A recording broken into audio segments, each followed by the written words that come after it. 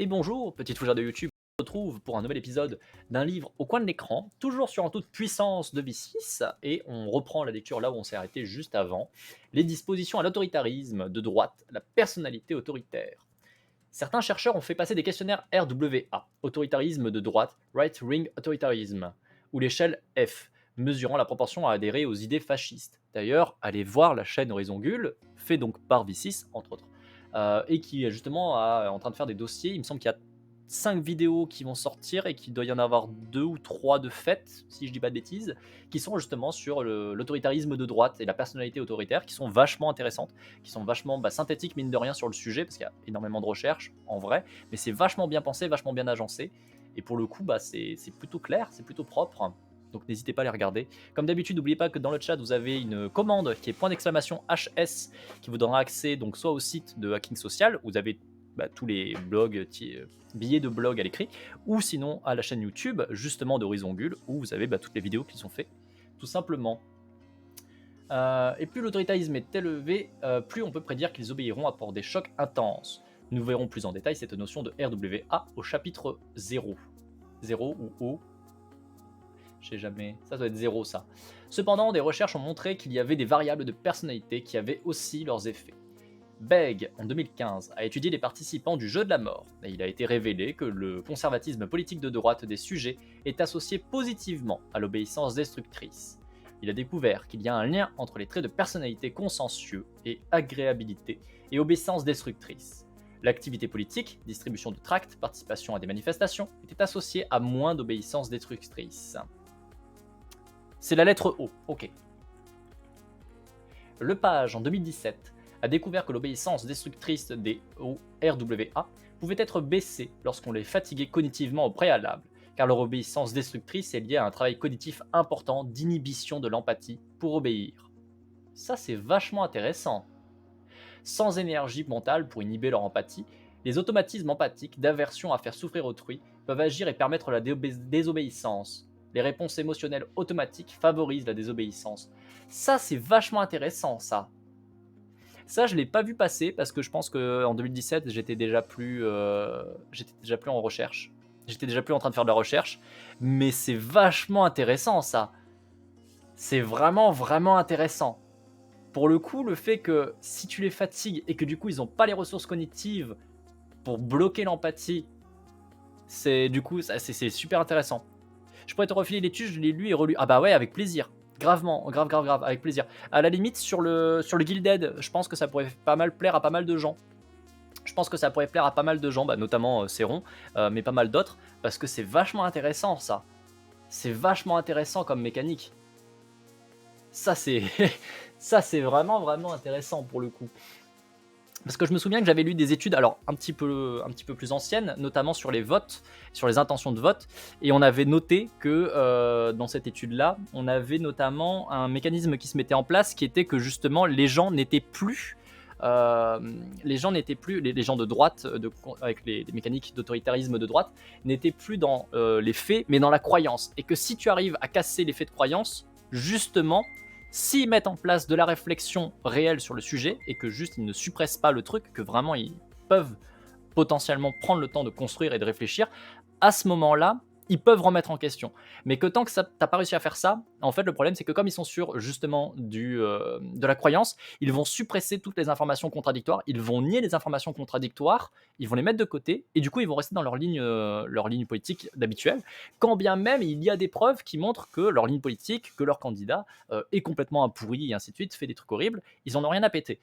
Par contre, à partir du moment où tu arrives à casser justement ce mécanisme de négation, ce mécanisme justement où ils vont suppresser tout ça, et qu'ils ne sont plus du coup sur la croyance, mais sur les faits et sur la réflexion, alors à ce moment-là, ils peuvent remettre en question.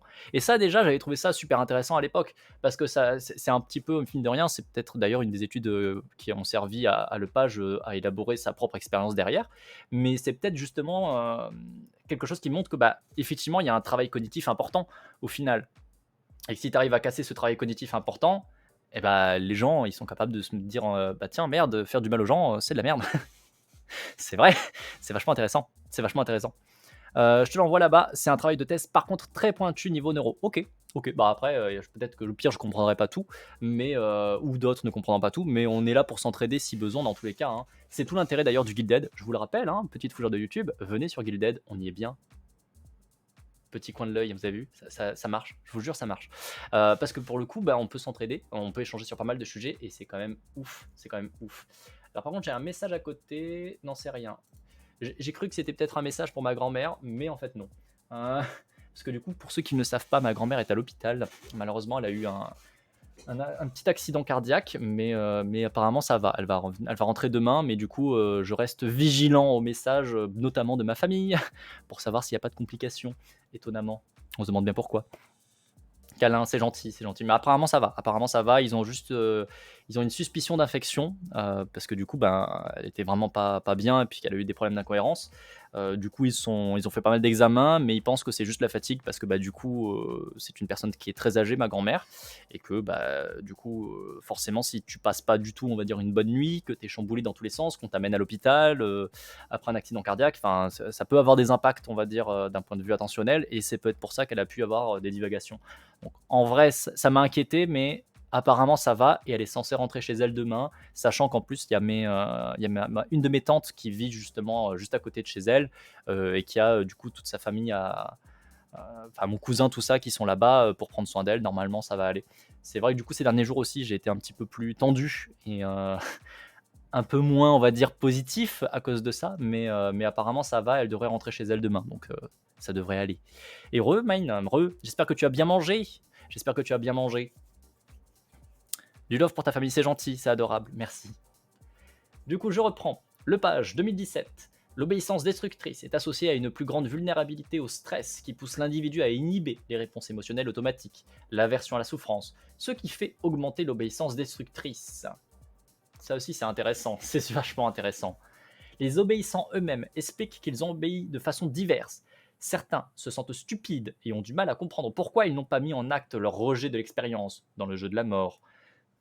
D'autres avouent totalement qu'ils obéiraient quoi qu'il arrive, qu'ils ne peuvent réussir à dire non.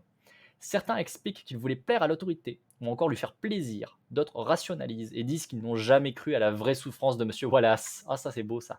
Ils rejettent à la fois leur soumission, leur acte et l'expérience. Toujours dans la même veine de la rationalisation, malgré une forte aversion de l'acte, la souffrance, ils poussent les manettes pour la science. Ils s'évincent volontairement, effacent leurs émotions et cognitions pour des raisons qu'ils imaginent plus grandes que ce qu'ils peuvent penser ou ressentir. Alors ça, c'est intéressant aussi.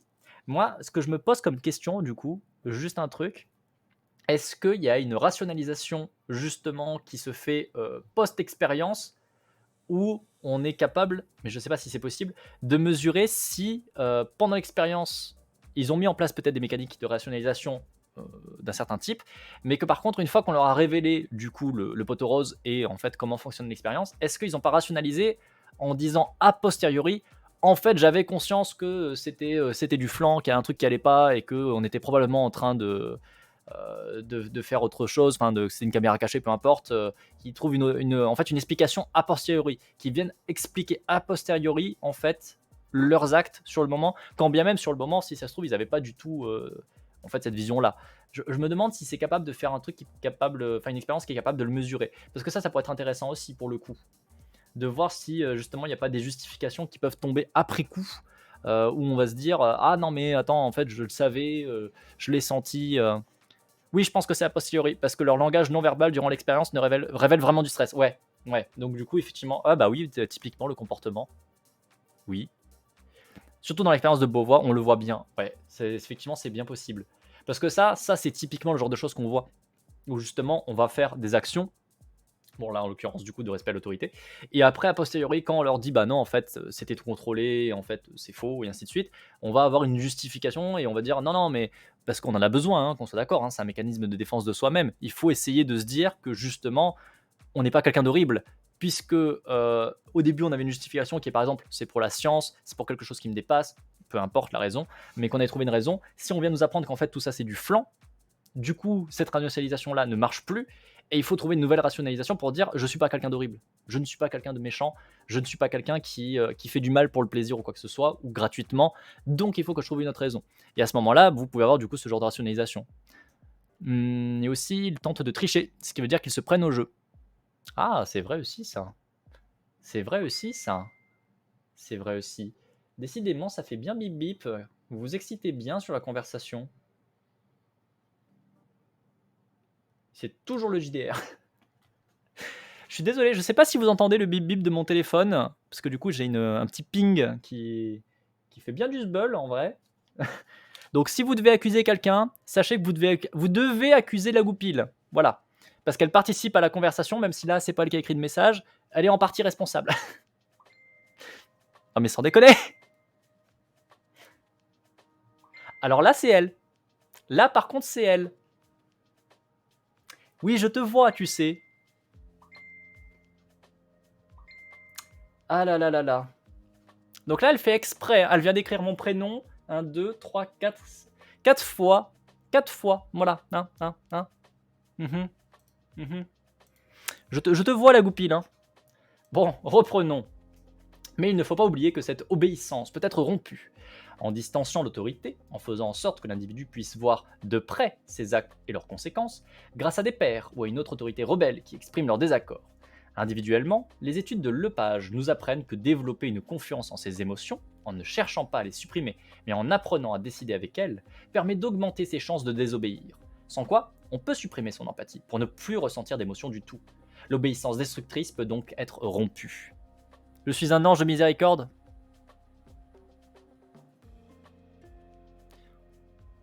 J'ai des doutes raisonnables.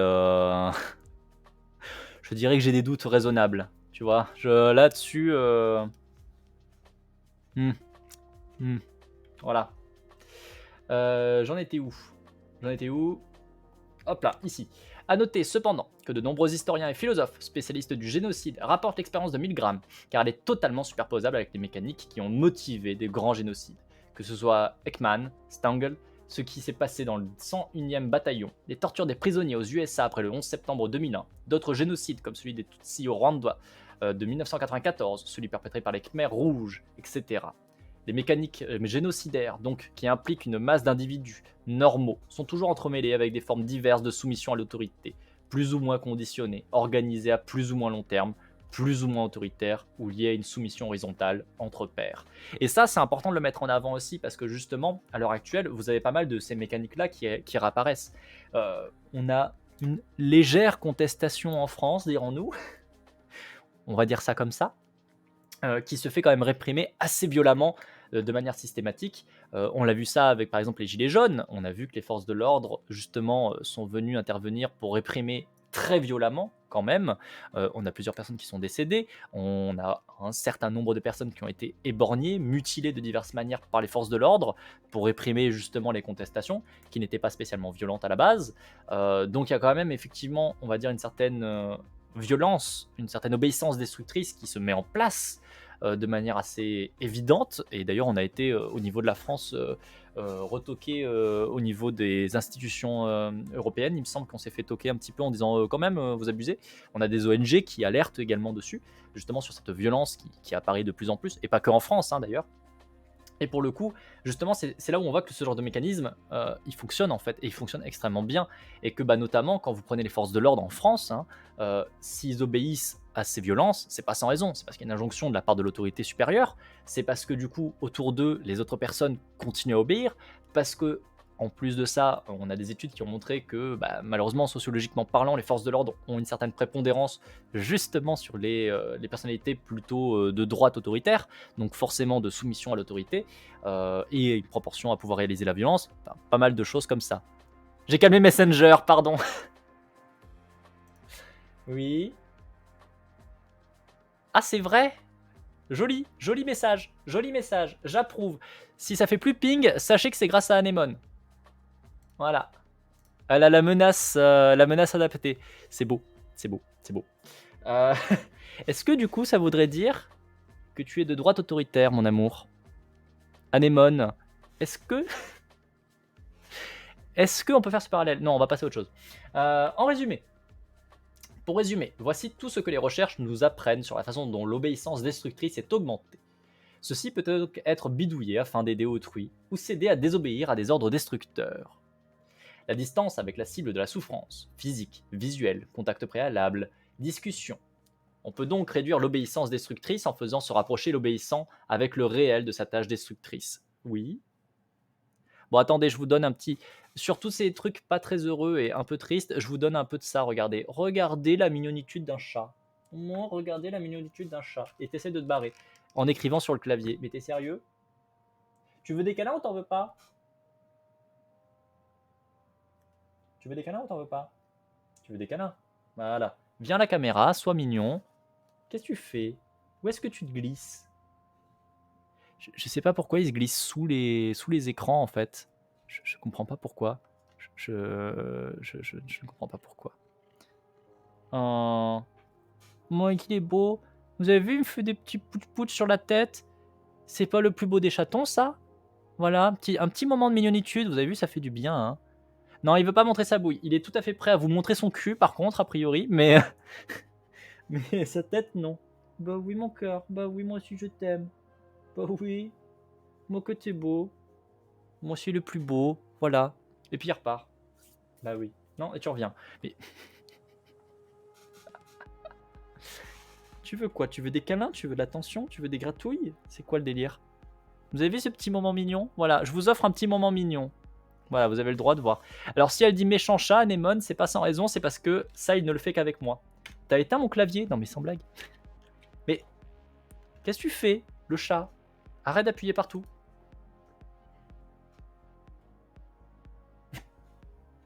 Bref. Donc du coup, Anémone, si elle vous dit méchant chat, c'était déjà de retour. Il part pour revenir. C'est parce qu'il ne lui fait pas de câlin, il n'en fait qu'à moi. Voilà, je suis désolé, je suis désolé. Je suis désolé. Mais c'est pas un méchant chat, promis, il est adorable. Arrête de marcher sur le clavier par contre.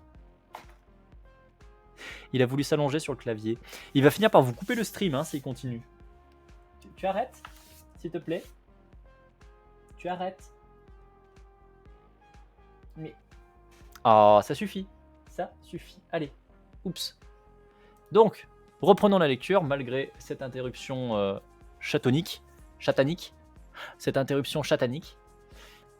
La cohérence de l'autorité. Si des tiers entre autorités autres pairs rebelles mettent en doute la tâche qu'elle leur donne... Ah, ça c'était mon ventre. T'es sérieux le chat?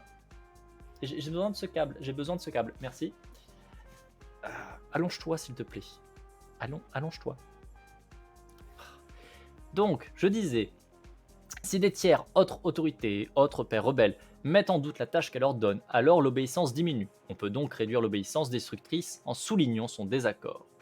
Plus il y a des signaux d'autorité, plus il y a obéissance, lieu prestigieux, tenue d'autorité, etc. Cependant, des méta-analyses montrent que le lieu n'est pas si impactant sur l'obéissance, et des expériences comme le jeu de la mort montrent qu'il peut y avoir des légitimations d'autorité peu classiques, l'animateur TV, le plateau TV par exemple. Cependant, diminuer les signaux d'autorité dans l'environnement n'est pas une démarche inutile si l'on souhaite diminuer l'émergence d'états agentiques, un haut autoritarisme de droite.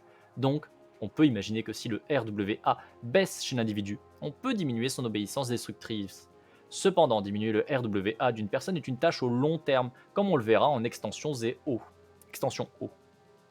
Une difficulté à supporter le stress qui entraîne de fortes inhibitions, notamment de l'émotion. Il s'agirait d'apprendre les compétences socio-émotionnelles, des techniques de compassion et ou de pleine conscience, ou faire des exercices de cohérence cardiaque.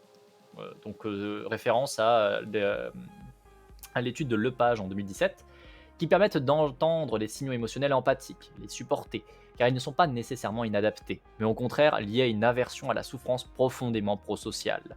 Il y aurait aussi un travail de déconstruction à faire pour cesser de diaboliser les émotions, y compris négatives. Un conditionnement préalable à des rôles obéissants ou à des situations actuelles de forte obéissance forcée. Par exemple, les enfants testés dans le protocole de Milgram ont des taux supérieurs d'obéissance comparés aux adultes. Pour diminuer l'obéissance destructrice, il s'agirait donc de proposer aux personnes des situations permettant d'exercer une responsabilité altruiste dans un cadre autonomisant pour développer des façons d'agir en autonomie qui s'opposent intrinsèquement à l'état agentique. Par exemple, possiblement tout ce qu'on a pu décrire ou ce que l'on décrira dans les parties construction. Hop là, je suis un peu trop descendu. Donc extension, la désobéissance, Milgram. Les recherches autour du paradigme de Milgram se sont concentrées sur le pourquoi de l'obéissance destructrice. Mais la question de savoir pourquoi certains désobéissent restait assez mystérieuse. Contrairement aux obéissants, leurs raisons de partir étaient extrêmement variées. très liées à des raisons personnelles. Dans les premières expériences de Milgram, Gretchen Brandt, assistante médicale d'origine allemande de 31 ans, arrête à 210 volts. Il semble que son histoire de vie ait eu un impact sur son refus de continuer. Durant l'expérience, et après, elle n'exprime aucune nervosité, et elle semble assurée. L'expérimentateur. L'expérience exige que vous continuiez jusqu'à ce que l'élève sache correctement tous les couples de mots. Gretchen Brandt. Excusez-moi, mais il a le cœur fragile, il vous l'a dit avant de commencer. L'expérimentateur. Même si les chocs sont pénibles, ils ne sont pas dangereux. Gretchen Brandt. Excusez-moi encore, mais j'estime que lorsqu'ils se succèdent à cette cadence, ils le sont vraiment. Demandez-lui s'il veut s'en aller, c'est son droit. L'expérimentateur. Il est absolument nécessaire que nous poursuivions Gretchen Brandt. Je préférerais que vous lui demandiez son avis. Nous sommes venus de notre plein gré. S'il accepte de continuer, je suis d'accord. Il vous a dit qu'il avait le cœur fragile. Je regrette, mais je ne veux pas être à sa place. L'expérimentateur, vous n'avez pas le choix. Gretchen Brandt, je vous ai déjà dit que nous sommes ici, venus de notre plein gré. Étant donné l'état de son cœur, je ne veux pas être responsable de ce qui peut lui arriver. Essayez de me comprendre, je vous prie. L'expérience s'arrête devant son refus répété. En entretien, elle est très intéressée par le dévoilement de la vérité de l'expérience. L'expérimentateur lui demande si son passé a pu influencer son comportement. Elle a un passé et son adolescence dans l'Allemagne nazie. Elle lui répond « Peut-être avons-nous vu trop d'atrocités ». Un vendeur de 36 ans arrête à 270 volts. Ses explications portent davantage sur la légalité de l'expérience. Le vendeur, après avoir administré un choc à 195 volts, « Une seconde s'il vous plaît. À qui incombe la responsabilité légale? Je crois pas que vous ayez le droit de le garder contre son plein gré. » Expérimentateur. Même si les chocs sont douloureux, ils ne peuvent provoquer de lésions permanentes. Le vendeur. La question n'est pas là. Si cet homme refuse de continuer, c'est son affaire. L'expérimentateur. L'expérience exige que vous continuiez. Le vendeur. Du point de vue de l'université de Yale, oui, mais sûrement pas du point de vue de la loi ou de celui de cet homme. Et dans ce cas, je suis tout aussi légalement responsable que vous s'il lui arrive un accident. Le vendeur, à 270 volts. Non, je refuse de continuer. Je comprends l'intérêt de votre enquête, mais j'estime que cet homme a le droit de disposer de lui-même. L'expérience s'arrête. Un ingénieur de 32 ans, à 220 volts, exprime son refus en rapportant sa propre expérience. Monsieur Randsaler. Non, je ne peux pas continuer. C'est une expérience à laquelle nous participons volontairement. Il faut l'arrêter si cet homme refuse de poursuivre. L'expérimentateur. Je vous prie de continuer. Monsieur Randsaler. Non, je ne peux pas. Excusez-moi. L'expérimentateur. L'expérience exige que vous continuiez. Monsieur Randsaler. Enfin, cet homme a l'air de souffrir. L'expérimentateur. Il ne risque aucune lésion permanente.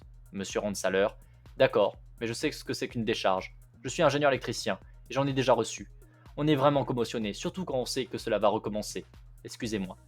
L'expérimentateur, il est indispensable que vous continuiez. Monsieur Randsaler, pas question. Alors que j'entends cet homme hurler qu'il veut s'en aller. L'expérimentateur, vous n'avez pas le choix. Monsieur Randsaler, bien sûr que si. Incrédule et indigné. Et pourquoi n'aurais-je pas le choix? Je suis venu ici de mon plein gré. Je pensais que ma contribution personnelle pourrait être utile à une enquête scientifique. Mais si cela implique que je dois faire souffrir quelqu'un, ou prendre sa place, j'y renonce. Je ne peux pas continuer. Excusez-moi, je n'aurais pas dû aller aussi loin, sûrement. Même s'il a arrêté l'expérience à 225 volts, dans l'entretien ensuite, il regrettera d'avoir été aussi loin. J'aurais dû m'arrêter dès qu'il a commencé à se plaindre. Je voulais le faire à ce moment-là, et je me suis tourné vers vous. Je pense que c'est une question d'autorité, si l'on peut dire. Je me suis laissé impressionner par le cadre du laboratoire. J'ai continué malgré moi. C'est un peu comme l'armée, quand vous devez faire quelque chose qui ne vous plaît pas, mais votre supérieur exige de vous. C'est le même ordre d'idée, vous voyez ce que je veux dire? Ce que je trouve lâche, c'est d'essayer de rejeter la responsabilité sur autrui. Si maintenant je m'en prenais à vous en disant « c'est de votre faute, ce n'est pas de la mienne », je trouverais ça lâche. C'est vachement intéressant. C'est vachement intéressant. Et effectivement, c'est l'expérience de Milgram. Coucou à toi Lucario, j'espère que tu vas bien aujourd'hui, que tu te portes bien. Effectivement, on est sur l'expérience de Milgram et on est du coup sur les personnes qui ont désobéi. En fait, on est en train là plus particulièrement de regarder pourquoi les gens ont désobéi. Qu'est-ce qui a amené un certain nombre de personnes à désobéir? Effectivement, les taux d'obéissance sont incroyables. Puisqu'on est à hauteur de 60% à peu près, du coup, au niveau des personnes qui ont accepté d'aller assez loin. Mais pour le coup, il y a quand même, du coup, 30% de gens qui n'y sont pas allés. Pourquoi? Pourquoi est-ce qu'ils n'y sont pas allés? Et là, justement, on est en train d'étudier un peu le pourquoi. Comme d'habitude d'ailleurs, je préfère revêter encore à nouveau. Vous avez une commande qui est .HS qui vous donne accès au site de Hacking Social et évidemment également à la chaîne YouTube de Horizon Gull. N'hésitez pas à aller voir. D'ailleurs, je vais vous la mettre un petit peu parce que ça fait jamais de mal. Et en plus, vous avez V6 dans le chat, ce qui est quand même assez incroyable puisque c'est donc l'autrice. J'ai écrit avec le cul. Ouais. Ça marchera mieux comme ça. Voilà. Mais évidemment, si on met pas les bons caractères, ça marche moins bien, c'est moins utile. C'est désobéissant, c'est vraiment toujours un plaisir de voir leurs explications. Ouais, ouais, ouais. Je trouve en plus super intéressant celle de juste avant qu'on vient de lire là, où justement à la fin il nous dit si maintenant je m'en prenais à vous en vous disant c'est de votre faute, c'est pas de la mienne, je trouverais ça lâche. C'est tellement intéressant, c'est tellement intéressant en vrai, parce que la personne, objectivement, elle sait que rationnellement, on l'a mis dans des conditions. Elle a peut-être pas forcément connaissance parce qu'elle est peut-être pas, enfin, clairement, c'est pas une personne qui est issue des sciences sociales, donc elle a peut-être pas conscience d'à quel point est-ce qu'on est conditionné par l'environnement notamment. Donc elle a peut-être pas conscience à quel point on l'a mis dans cette situation et où il était plus que probable qu'elle aille assez loin, pour le coup, puisque tout était fait pour qu'elle y aille. Et pourtant, elle va avoir ce comportement de à la fois en avoir conscience, parce qu'elle va te dire je sais que c'est vous, je sais que c'est vous qui avez l'argument d'autorité, et que du coup j'ai obéi à l'argument d'autorité, mais j'ai obéi à l'argument d'autorité. Ok, vous êtes la figure d'autorité, ok, on est dans des conditions pour, mais c'est moi qui ai accepté. Et finalement, on revient à l'individu. Alors que bah, pour le coup, moi, étant forcément psychologue social, j'ai tendance à quand même pas mal mettre en avant le fait qu'on est conditionné par l'environnement, quand bien même on a du pouvoir. Et c'est d'ailleurs tout ce que dit le livre, hein, en toute puissance, c'est pas sans raison. Je pense que Vicis pourra le confirmer, mais on a beaucoup plus de pouvoir sur ce qui nous entoure et sur nous-mêmes qu'on ne le croit. Mais on a quand même énormément d'influences qui nous conditionnent, qui nous poussent dans tout un tas de situations. Et c'est dommage de ne pas en avoir conscience plus que ça. Parce que là, typiquement, c'est un peu ça. Là, malheureusement, cet homme, bah, il pense que c'est sa faute à lui. Et je pense qu'il met vachement en avant le fait que c'est sa faute à lui. Et du coup, il néglige à quel point on l'a mis dans des conditions où on l'a poussé à ça sans qu'il le veuille. Ce que je trouve assez dommage. Parce qu'en fait, on ne peut avoir de contrôle sur nous-mêmes qu'à partir du moment où on comprend les influences qui nous entourent. Si tu n'as pas conscience des influences qui nous entourent, tu ne peux pas avoir du contrôle sur elles. C'est extrêmement compliqué d'avoir du contrôle sur quelque chose que tu ne vois pas et que tu ne sais pas. C'est quand même un peu compliqué, on va pas se mentir. Taper sur quelque chose d'invisible qui est autour de vous, c'est pas simple. C'est mieux si vous le voyez. Donc pour le coup, je trouve vraiment son témoignage super intéressant et en fait très touchant au final. Hop. L'individu peut avoir une grosse puissance et c'est ça que j'adore en écoutant les désobéissants. On apprend tellement comment engager ses forces face à l'adversité. Mais tout à fait, tout à fait, tout à fait, tout à fait. Un professeur de théologie arrête à 150 volts, alors que son comportement semble excessivement perfectionniste. Il prend un ton de voix cérémonieux pour dire juste à l'élève, exprime des mots de désapprobation lorsque M. Wallace rate. Il ne semble pas du tout impressionné par l'expérimentateur. L'expérimentateur est absolument nécessaire que l'expérience continue. Le théologien. Je comprends votre point de vue, mais je n'admets pas que l'expérience soit placée au-dessus de la vie de cette personne. L'expérimentateur. Il n'y a aucun danger de liaison permanente. Le théologien. C'est vous qui le dites. Si cet homme ne veut pas continuer, c'est à lui que j'obéirai. L'expérimentateur. Vous n'avez pas le choix, monsieur. Vous devez continuer. Le théologien. Si nous étions en Russie, peut-être, mais ici, nous sommes en Amérique. Vous avez sûrement réfléchi à l'éthique de vos recherches, au comble de l'agitation. Voilà un homme qui vous dit qu'il ne veut pas continuer. Et vous pensez que l'expérience a plus d'importance que son avis personnel? L'avez-vous examiné? Savez-vous dans quelles conditions physiques il est? Avec des chevautements dans la voix. Supposez qu'il ait le cœur fragile. L'expérimentateur. Nous connaissons bien notre appareil, monsieur. Le théologien. Mais vous ne connaissez pas cet homme. C'est très dangereux. D'une voix étranglée et frémissante. Que faites-vous de la peur qu'il ressent? Il vous est impossible de déterminer l'effet que ce traitement a sur lui. Cette peur qui émane de tous ses pores. Mais poursuivez, c'est à vous de me poser des questions. Je suis pas ici pour vous faire subir un interrogatoire. Après les explications sur la vérité de l'expérience, l'expérimentateur lui demande comment renforcer la résistance à une autorité malveillante. Placer Dieu, l'autorité suprême, ce qui discrédite toute autorité humaine. Oh. C'est très religieux. C'est très religieux pour le coup. Mais c'est rigolo. Ça rassure aussi de savoir qu'il y a des gens puissamment altruistes, mais complètement, de voir qu'il y a des gens qui, même s'ils n'ont pas conscience, parce que, encore une fois, je reviens sur l'ingénieur, il n'a pas conscience des influences et de l'importance de ces influences sur ses actes. Et pourtant, il est capable de dire, je suis capable de dire non. Il le fait tard, trop tard pour lui, d'après lui-même, il le fait trop tard d'après lui-même, mais il a conscience qu'il est capable de dire non. Même si autour de lui tout dit qu'il doit dire oui, il a conscience qu'il peut dire non. C'est quand même vachement ouf, parce que ça veut dire que c'est quelqu'un qui n'a pas particulièrement de connaissances sur ces mécanismes-là, et qui ne les voit pas, et pourtant, il est capable de les contrer ou d'essayer de les contrer. Quand bien même il s'y prend, selon lui, un peu trop tard, il en est quand même capable. C'est super motivant en vrai. C'est vraiment ultra intéressant. Bon, là, c'est assez rigolo de voir l'expérimentateur du coup qui se prend cette réponse-là. Placer en Dieu l'autorité suprême, ce qui discrédite toute autorité humaine, c'est comique. Moi, je n'y mettrais pas évidemment l'autorité parce que je suis absolument pas religieux ni de près ni de loin. Mais en soi, c'est intéressant. C'est intéressant parce que justement, c'est l'expérimentateur qui donc demande comment résister, comment renforcer la résistance à une autorité malveillante. Et en gros, ce que le dit le religieux en face de lui, le théologien, c'est ben, si tu places Dieu en autorité suprême, du coup, tout ce que peut avancer un être humain, finalement, ben, ça n'a pas forcément de sens. Et tu n'as pas forcément à respecter si tu as placé une autorité supérieure sur un idéal. Et c'est là où justement on peut essayer d'avoir quelque chose qui peut être transposé à d'autres cas, et notamment à des cas où on a des personnes plutôt athées ou agnostiques. C'est qu'en fait, justement, on peut essayer de placer une valeur morale au-dessus. Après, avec les défauts que ça peut avoir, bien entendu, parce que selon la morale que vous choisissez et les valeurs que vous choisissez, vous pouvez avoir des morales et des valeurs extrêmement négatives, on va dire ça comme ça. Mais pour le coup, c'est quand même intéressant de voir effectivement que si tu essayes de placer un impératif comme autorité suprême au-dessus de toi, qui est par exemple, on va prendre un truc au pif, hein, mais le fait de bien s'intégrer et de bien intégrer les gens autour de soi, c'est quand même super intéressant parce que du coup, ils sont extrêmement forts à résister effectivement à des autorités malveillantes. Parce que même si tu as quelqu'un qui va venir te dire tu fais ça ou je te tue, ils peuvent être dans des situations et ils vont dire bah non, je refuse. Je refuse. Je ferai pas de mal aux gens en face de moi. J'irai pas les tuer. Je ne le ferai pas. Et ça, c'est quand même assez fort. Quand bien même, effectivement, la religion peut amener à beaucoup, beaucoup, beaucoup de problèmes, ça ne change pas que c'est quand même très intéressant comme mécanisme. Il y a certains religieux qui ont une religion, mais de façon autodéterminée. Ils s'en foutent de leur église ou des autres. L'important, c'est pour eux, par exemple, d'être compassionnels. Du coup, ils savent être désobéissants. Tout à fait, tout à fait. C'est à partir du moment où vous allez avoir en fait une autorité suprême qui va être officiellement placée comme Dieu, mais qui en fait est un dogme.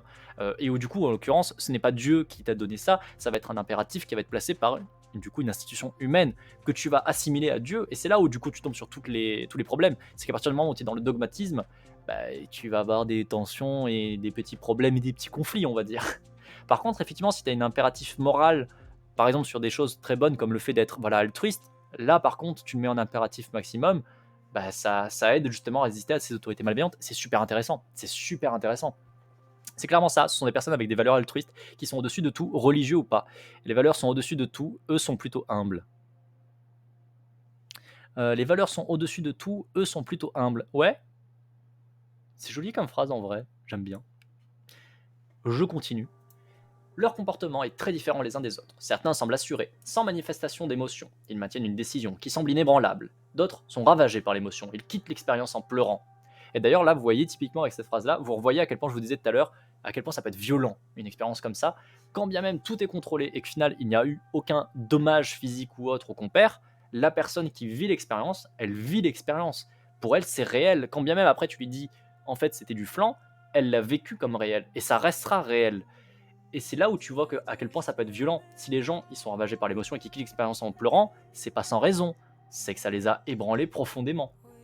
Faut être super, faut faire vraiment super attention en fait. Quand vous faites des études scientifiques, s'entend, hein, pas des études genre apprendre des choses en cours. Hein. Quand vous faites des études scientifiques, quand vous faites de la recherche, c'est le genre de choses où il faut vraiment faire particulièrement attention parce que vous pouvez tomber sur des gros problèmes.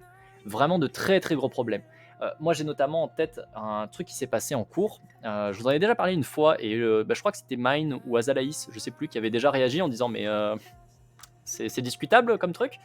J'ai un enseignant comme premier dossier de recherche en fait qui nous a donné à notre classe en fait très peu de consignes, qui nous a en gros dit vous faites une expérience, vous le faites de A à Z et puis après ben, vous revenez vers moi une fois que vous l'avez fait et je vous dirai ce qui va pas et on ira l'améliorer.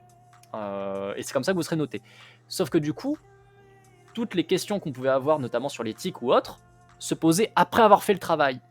Et c'est là où c'est hautement discutable. Tu fais quoi quand, et ça a été le cas avec une des personnes qui a fait un travail du coup sur les suicides et sur du coup les conséquences des suicides sur les gens autour de, enfin, sur les gens qui entourent la personne qui s'est suicidée. Ils sont allés réveiller des traumatismes en fait. Ils sont allés voir des gens qui ont dans leur famille, dans leurs proches, dans leurs amis, des gens qui s'étaient suicidés et qui du coup leur ont demandé comment est-ce qu'il avait vécu et ainsi de suite et qui ont venu réveiller tout ça. Sauf que le problème c'est que quand tu es un étudiant et que c'est ton premier dossier de recherche que tu n'as jamais fait, t'en as jamais fait avant, jamais. t'es en licence. Là, il faut imaginer qu'on était en licence 3. Donc, on a peut-être bouffé pendant 2 ans et demi on était toutes les deux là, je crois, avec à peu près la même réaction. Bah, c'est pas étonnant, c'est pas étonnant.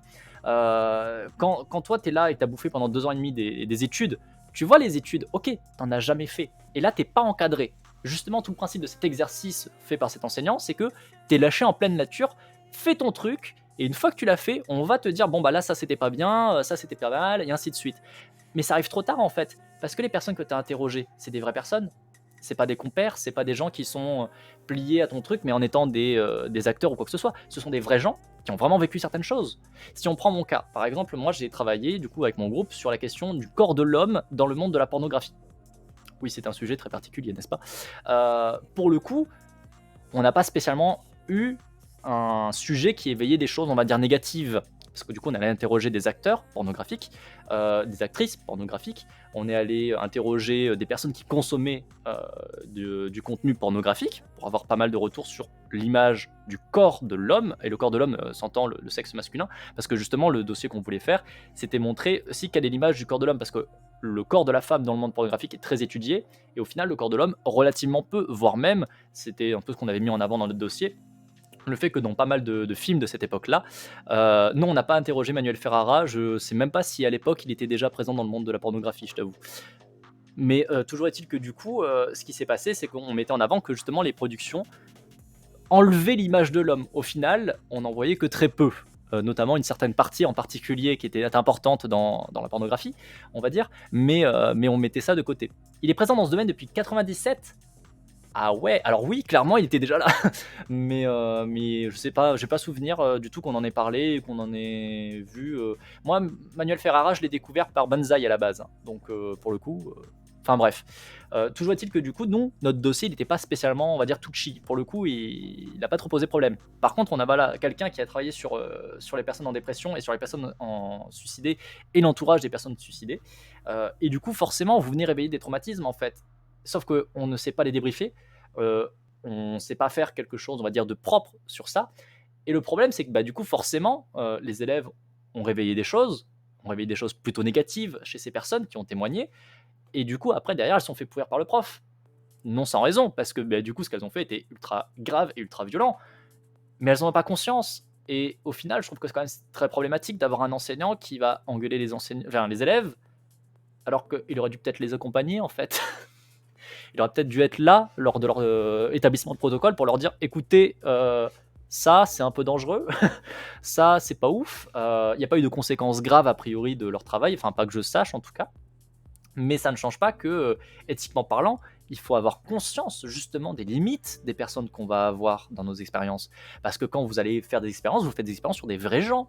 C'est pas des acteurs. Quand bien même vous avez 80% comment dire, de la recherche où c'est des acteurs parce qu'ils sont là justement pour mettre un certain cadre, un certain conditionnement, vous avez des personnes qui ne sont pas des acteurs, qui sont justement des sujets de l'expérience, qui sont là pour qu'on puisse travailler sur une question, sur une thématique, sur certaines choses, et qui eux vont vivre ça, vont le vivre en étant entièrement manipulés par le conditionnement qu'il y a tout autour, justement pour pouvoir tester la valeur qu'on veut. Et c'est quand même quelque chose qu'il faut vraiment prendre en compte parce que c'est extrêmement important en fait. C'est vraiment extrêmement important. C'est vrai que je vous fais peut-être un gros focus dessus, hein, mais parce que vraiment c'est quelque chose qu'il faut pas oublier à quel point vous jouez avec des gens. Vous avez des gens en face de vous, des gens que vous pouvez mettre dans des états mais extrêmement mal, vraiment extrêmement mal. Et c'est très très important de ne pas l'oublier. C'est vraiment très important de ne pas l'oublier. Voilà, pardon, je vous ai fait un gros focus dessus, mais parce que c'était important. Est-ce que ça marche en développement ou si tu pètes une machine virtuelle, c'est pas grave, mais en psy Non, non. C'est comme si tu me disais de faire mes tests en prod. Je suis à grosse goutte. Ben oui, et encore, prenons en compte qu'un test en prod, pour toi qui fais des logiciels, c'est pas forcément si grave, parce qu'en soi, c'est que du matériel. Au pire des cas, c'est que du matériel, tu vois. Un humain, c'est pas du matériel. Si tu casses un humain, c'est fini, point. Et tu devras porter les conséquences de ça. Et c'est quand même autrement plus grave que éventuellement j'ai fait cramer un disque dur, tu vois. Je prends un truc un peu à la con, hein, mais enfin voilà quoi. C'est quand même grave quoi. C'est quand même grave. Et encore une fois, c'est des choses qui sont vraiment très importantes. Et parfois, on voit passer des expériences malheureusement, ou déontologiquement parlant, on n'y est pas. On n'y est pas. Alors on peut comprendre que certaines expériences qui sont faites il y a très longtemps, pour certaines raisons, dans un certain cadre, se sont faites, ok. Mais par contre, aujourd'hui, il faut quand même faut en avoir conscience et il faut essayer de ne pas refaire les mêmes erreurs. Ça pourrait être bien. Quand bien même ça nous a permis d'apprendre certaines choses, peut-être, faut faire gaffe, quoi. Il faut vraiment, vraiment faire gaffe. Bref. Les chercheurs rapportent néanmoins un facteur qui semble être commun. Ils interagissent avec l'autorité plus tôt dans l'expérience et davantage. Dans l'étude sur les dispositions, Begg 2015, les femmes, la coloration n'est pas signifiante pour les hommes, ont déjà participé à des actes militants plus souvent que les obéissants, manifestations, pétitions, etc. Ils étaient davantage sur un spectre politique de gauche, des traits de personnalité non consciencieux, non agréables, avaient de moins hauts scores en RWA. Plus le RWA est haut, plus les chocs sont élevés. Ou à l'échelle F, un plus haut souci empathique, tendance à éprouver de la sympathie et de la compassion face à la détresse d'autrui. Plus d'intelligence sociale, des émotions très négatives avec un faible neuroticisme, ce qui permet donc de supporter l'émotion négative, la vivre. Cependant, un neuroticisme n'est pas lié à l'obéissance. C'est important de noter aussi ça. Comme avec les obéissants, l'âge, le genre, le statut socio-professionnel ne sont en aucun cas des facteurs déterminants de leur comportement. Certains chercheurs parlent aussi de banalité du bien, car les désobéissants respectent une éthique sociale simple, qu'on retrouve aussi dans les motivations des actes héroïques de sauvetage durant la Seconde Guerre mondiale, comme étudié dans la personnalité altruiste que l'on verra en construction ME. De bon sens, elle apparaît héroïque, parce qu'elle a beau être liée à un bon sens social assez commun, simple, la désobéissance, selon cette éthique de la vie quotidienne, est massivement non suivie par les autres. La grande différence, c'est que les désobéissants l'activent malgré la situation. Ils ne veulent pas imposer quelque chose à quelqu'un contre sa volonté. Je ne vais pas continuer contre sa volonté. S'il ne veut plus rien faire, je ne ferai plus rien. Ou encore, je ne pense pas qu'il soit juste de forcer cet homme à faire quelque chose qu'il ne veut pas faire. C'est à lui de prendre ses propres décisions. 2. Ils s'estiment être responsables de ce qu'ils font aux autres. Par exemple, un participant conteste l'expérimentateur. Est-ce que cela fait partie du contrat ? Je ne continuerai pas, à moins qu'il le veuille. Légalement, je suis responsable d'avoir poussé ces leviers de choc électrique. Je suis le seul responsable, et je pourrais être poursuivi pour cela, comme vous, également. 3. Ils pensent qu'on est toujours libre de choisir d'obéir ou non à des ordres nocifs. Cela paraît souvent lorsque l'expérimentateur dit qu'ils n'ont pas le choix que d'obéir. Parfois, les désobéissants réagissent vivement à cela. Mon choix est que je sors d'ici. Je peux sortir quand je veux. Ou encore, je n'ai pas le choix. Est-ce que vous plaisantez, monsieur ? Vous voulez me contraindre à administrer des chocs à ce monsieur ? Je suis un être humain. Cela ressemble d'ailleurs à un phénomène de réactance dont on parlera juste après, étant donné que c'est la privation de liberté qui déclenche une réaction. Ça c'est trop bien. J'aime beaucoup les phrases qui sont prises, elles sont très très bien. J'aime beaucoup beaucoup. J'aime bien mon choix, c'est que je sors d'ici, je peux sortir quand je veux. Vas-y, fais quelque chose, vas-y. Dans les expériences de Lepage en 2017, ceux qui administrent le moins les chocs violents ont une bonne flexibilité physiologique, c'est-à-dire qu'ils arrivent à supporter les situations stressantes sans devoir inhiber par exemple leur empathie. Cette bonne flexibilité physiologique est liée à des sentiments de sécurité, affective, sociale, une appartenance, un besoin de proximité sociale satisfait au moins un temps. Autrement dit, les personnes en sécurité affective sont en capacité d'encaisser des situations stressantes sans dénier une part d'eux-mêmes, qui est ici l'automatisme de l'aversion à la souffrance, l'empathie pénible qu'elle génère. Comme ce stress est maintenu, sous-pesé, accompagné d'interactions, donc de temps de réflexion et d'information, pouvant mener à la décision, il y a alors une réponse de désobéissance tout aussi congruente sur un plan cognitif qu'émotionnel. Là où les obéissants ont une réponse aliénée à l'autorité rationalisante, uniquement suppressive d'une partie d'eux-mêmes. La privation de liberté qui provoque une liberté, ça explique une partie des arguments complotistes. Oui, en fait, c'est ce qu'on appelle la réactance. En fait, pour faire très très simple, mais apparemment on va avoir une partie dessus, la réactance, c'est à partir du moment où tu dis à quelqu'un ne fais pas ça, du coup la personne le fait. Juste parce que concrètement tu l'as dit tu n'as pas le droit de faire ça, elle va te dire bah si je vais le faire. Voilà, c'est très simple, voilà, c'est parce qu'encore une fois il y a une partie dessus, donc ça ne sert à rien que je rentre plus en détail là-dessus. On va y arriver, mais pour résumer très très simple, c'est un défonctionnement. Et notamment, ça va encore plus fortement être impacté si tu fais preuve de mépris, de condescendance ou ce genre de choses, si tu viens dénigrer la personne en face. Et typiquement, c'est ce que tu observes avec les complotistes.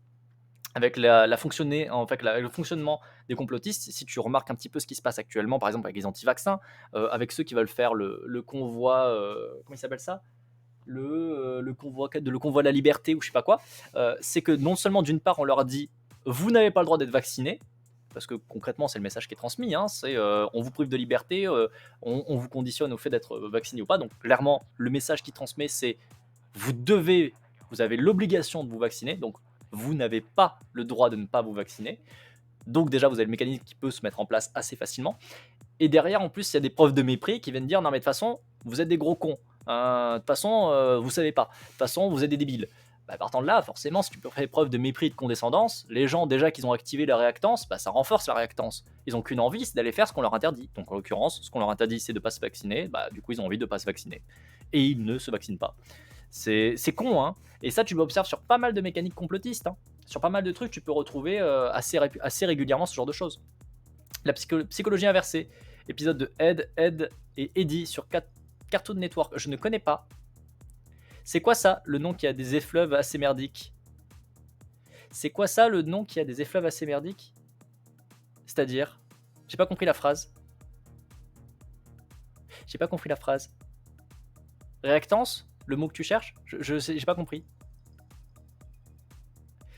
Mon frère a refusé de se faire vacciner jusqu'à maintenant, avant qu'il attrape le Covid. Ah bah oui, oui. Ah, le convoi de la liberté. Ouais, je crois que c'est ça, le convoi de la liberté ou une connerie comme ça, je sais plus. Et du coup, en gros, l'idée, c'est que ce sont des gens qui viennent en camion pour aller bloquer toute la France ou Paris, je sais plus trop leur délire, pour protester contre le pass vaccinal, contre la vaccination, contre tout ça. Voilà, dire que ils ne veulent pas. Voilà. C'est, je pense pas la chose à faire. Je pense que c'est pas très malin. Parce qu'en plus de ça, là, du coup, vous allez avoir un effet de réactance en face.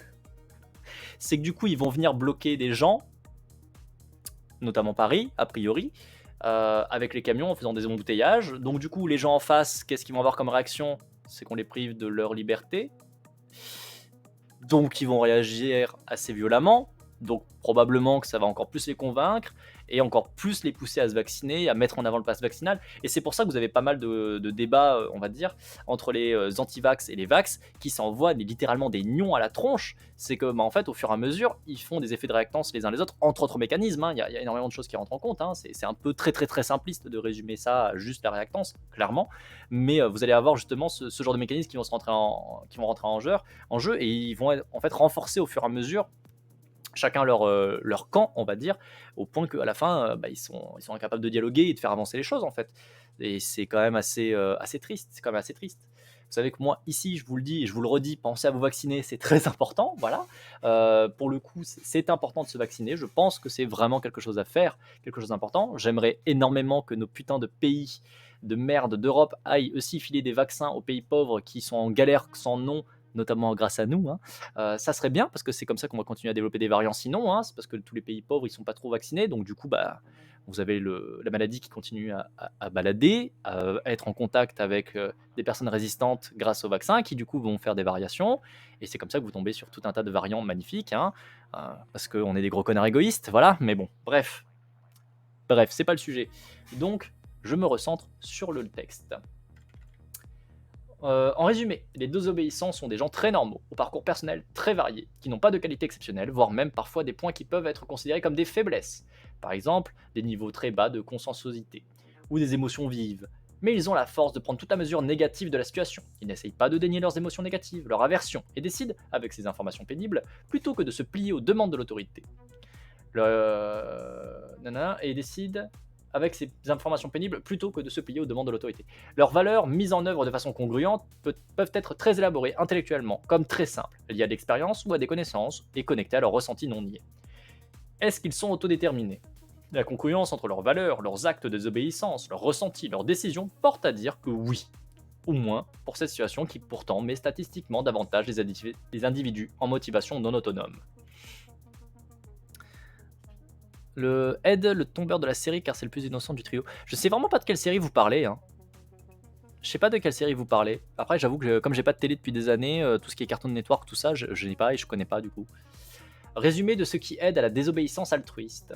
En résumé, ce qui pourrait aider à désobéir serait de toujours conserver son sentiment de responsabilité quant à ses actes et de se refuser à tomber dans un état agentique.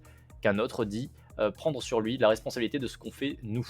De bonnes compétences socio-émotionnelles, incluant la prise de perspective, l'empathie, l'acceptation de son aversion à la souffrance, une acceptation du message qu'envoient leurs émotions négatives, et non la tentative de suppression, de déni ou d'inhibition. Une bonne internalisation de ces expériences ou connaissances passées, positives comme négatives, qui font leçon, s'exportant à d'autres contextes. Une congruence entre ces valeurs, connaissances ou expériences passées et les actes présents. Le courage de s'exprimer, de pousser l'interaction dans une situation qui les décourage. Le courage d'annuler le contrat passé, de revenir sur un précédent accord lorsque les conditions sont finalement trompeuses. Le courage de dépasser l'impression d'autorité, que cette autorité soit symbolisée par le contenu, le lieu, la situation, etc. D'accord, très bien. Je connais quand même pas. Est-ce que cela va nous servir à étendre, modérer, critiquer l'autodétermination? L'obéissance dans le protocole de Milgram correspond à la régulation externe, ou parfois introjectée, faire plaisir à l'expérimentateur. La désobéissance correspond à une motivation autodéterminée, à une régulation intégrée, à ne pas faire du mal à autrui, à être responsable, à laisser l'autre libre de ses choix. Dans certaines de ces variantes, l'expérience de Glass, 1975, l'obéissance prend des formes de régulation introjectée. Ceci nous permet donc de détailler les problèmes et les voies de sortie vers plus d'autodétermination, surtout dans des configurations qui y ressemblent, par exemple en présence d'une autorité contrôlante ou pseudo-libre, qui nous mènerait à faire quelque chose de négatif pour autrui, causant de la souffrance. Hop là. Extension réactance. Bah ouais, quand je dis qu'on allait y arriver. Le phénomène de réactance a été mis en évidence par Brehm en 1966. C'est un état de tension ou de motivation qui apparaît dans une situation où l'on prive l'individu d'un choix, d'une liberté, d'une action possible, d'un comportement. Dans le cadre de la SDT, c'est donc une réponse qui entre dans le cadre d'une régulation externe, cette fois rebelle, mais pas forcément autonome, puisqu'on peut la prédire en fonction de la régulation externe. Je t'interdis de lire ceci va automatiquement provoquer chez la personne en réactance l'envie puissante de lire. Elle est donc totalement manipulable. Faire exprès d'interdire de consulter un document afin que la personne souhaite davantage le lire, quoique maîtrisable. La personne peut avoir conscience qu'elle ressent de la réactance et que dans telle ou telle situation, c'est manipulatoire et pas dans telle autre. J'ai un appel à faire, je retourne au boulot. À la prochaine. Et des bisous à toi, bon travail, bon courage pour la suite. Alors du coup, bien sûr, prenez en compte que je ne fais pas du tout de manipulation. Mais surtout, n'allez pas lire, n'allez pas lire en toute puissance. Vraiment, il faut pas. Je vous interdis d'aller lire en toute puissance. Pareil, je vous interdis d'aller voir Horizon Gull. Promis, c'est pas du tout pour vous manipuler. Vous croyez que ça marche ou pas? Vous croyez qu'il y a moyen de vous pousser à aller voir ou pas? Est-ce que ça fonctionne? Voilà, il faut surtout pas le lire, je confirme. Et c'est l'autrice qui le dit. Si c'est l'autrice qui le dit, franchement...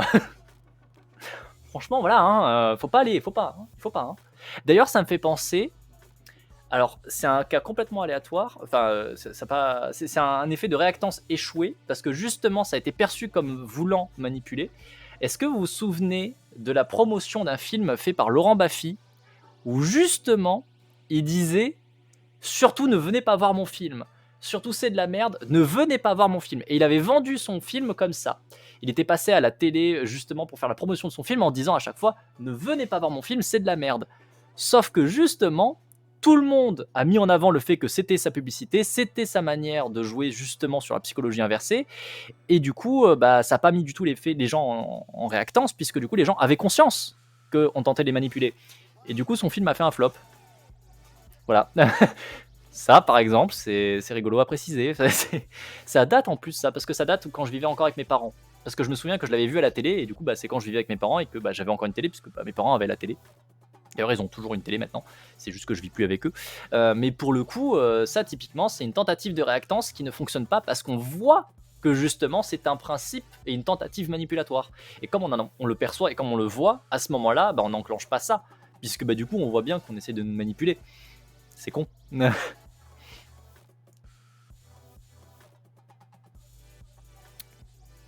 C'est pas justement le principe de désamorcer les manipulations en les exposant? Ah bah oui. Ah bah oui. En exposant en fait les manipulations et les techniques de manipulation, on peut avoir un peu plus, on va dire, de poids sur comment nous rentrer en fait en empuissantement par rapport à ça. En fait, en ayant justement conscience de leur fonctionnement, on est capable du coup de mieux les percevoir et du coup de potentiellement s'en protéger, s'en prémunir. C'est tout l'intérêt. C'est évidemment tout l'intérêt. Parce que quelqu'un qui n'est pas averti, par contre, bah, il a d'autant moins de chances de pouvoir y résister. Parce que justement, il n'a pas conscience et il ne le voit pas. Faut bien comprendre que Baffy, il pensait que ça marchait. Hein. Baffy, il n'a pas dit bonjour, je viens vous faire la publicité comme quoi il faut pas venir voir mon film, mais parce qu'en fait j'essaie de vous manipuler. Non, lui il a juste essayé de jouer sur le fait que non, non, mon film c'est de la merde, promis, c'est vraiment de la merde, ne venez pas le voir, c'est de la merde, en pensant vraiment réussir à faire fonctionner justement, on va dire, la psychologie inversée, et en fait non, pas du tout. Il s'est juste planté comme une merde parce que c'était couru d'avance, c'était visible, mais comme l'enfer, mais comme l'enfer. Je suis au taf, du coup j'ai un temps de latence, mais je voulais juste te dire, je t'interdis de couper ton stream et de lire en toute puissance jusqu'au bout. Je peux écouter jusqu'à 23h, il me faut du contenu intéressant, mais je retourne bosser, force. Bah force à toi surtout, si c'est toi qui es en train de travailler, j'espère que ça se passe bien aujourd'hui, mais non, malheureusement, je suis désolé, je perçois comme une tentative de manipulation, malheureusement, donc on va pas durer jusqu'à 23h, clairement pas, clairement pas. Mais par contre, on va faire le bouquin en entier, juste pas une fois, parce que je suis désolé V6, hein, mais 631 pages, bordel. 631 pages, c'est long. C'est très bien, hein. C'est très très bien, hein. Mais c'est long. Je peux pas le faire en un seul stream. Hein. Là, déjà, en vrai, on l'a fait en 1, 2, 3, 4, 5, 6 streams. En 6 streams, on est seulement à la page 239. Hein. C'est très bien, hein. C'est très bien écrit, c'est très bien pensé. J'aime beaucoup d'ailleurs le côté ludique, mais sans déconner. 631 pages en un stream, mais c'est mort. Ou alors tu n'arrêtes pas ton stream pendant, je sais pas, pendant une semaine. Et vous êtes plusieurs à vous relayer. Et encore, même pendant une semaine, je suis pas sûr que tu arrives à tout faire. Hein. J'ai dû me modérer, sinon il faisait 1000 pages. Ah oui, ah oui, ah oui. Mais c'est pas étonnant, c'est pas étonnant. Et bonjour Tom Raider. Du coup, non. Désolé. Belle tentative, mais non. Pourquoi la couverture? Ah, c'est une bonne question. On s'était posé la question. Genre, c'était trop bien ces recherches sur l'autodétermination, j'avais pas envie de les quitter. Bah ouais, forcément. Ça donne envie. Hein. Déjà, quand tu vois ça, quand toi, en tant que juste personne qui reçoit, juste lecteur, déjà, ça marque de ouf. Déjà, ça marque de ouf. Et t'es là et tu te dis, mais c'est trop bien. J'en veux plus. J'en veux plus. Mais alors quand tu es dans la recherche et que justement tu vois tous les trucs, parce que là forcément tu as dû couper des choses qui sont pas forcément pertinentes à rajouter, mais qui sont quand même potentiellement intéressantes, qui sont sur des domaines annexes. Donc forcément quand tu es dedans en train d'écrire, mais tu dois avoir tellement de trucs, tu dois être là en train de te dire mais j'ai envie de tout mettre, et tu ne peux pas. C'est la roue correspondant au chapitre. Et j'ai fait exprès de m'inspirer de l'esthétique ésotérique parce que je trouvais ça fun. C'est la roue qui correspond au chapitre, mais non. On s'est posé la question, il me semble qu'on n'a pas trouvé. 239, on retient 239. Putain, c'est les symboles des chapitres, merde.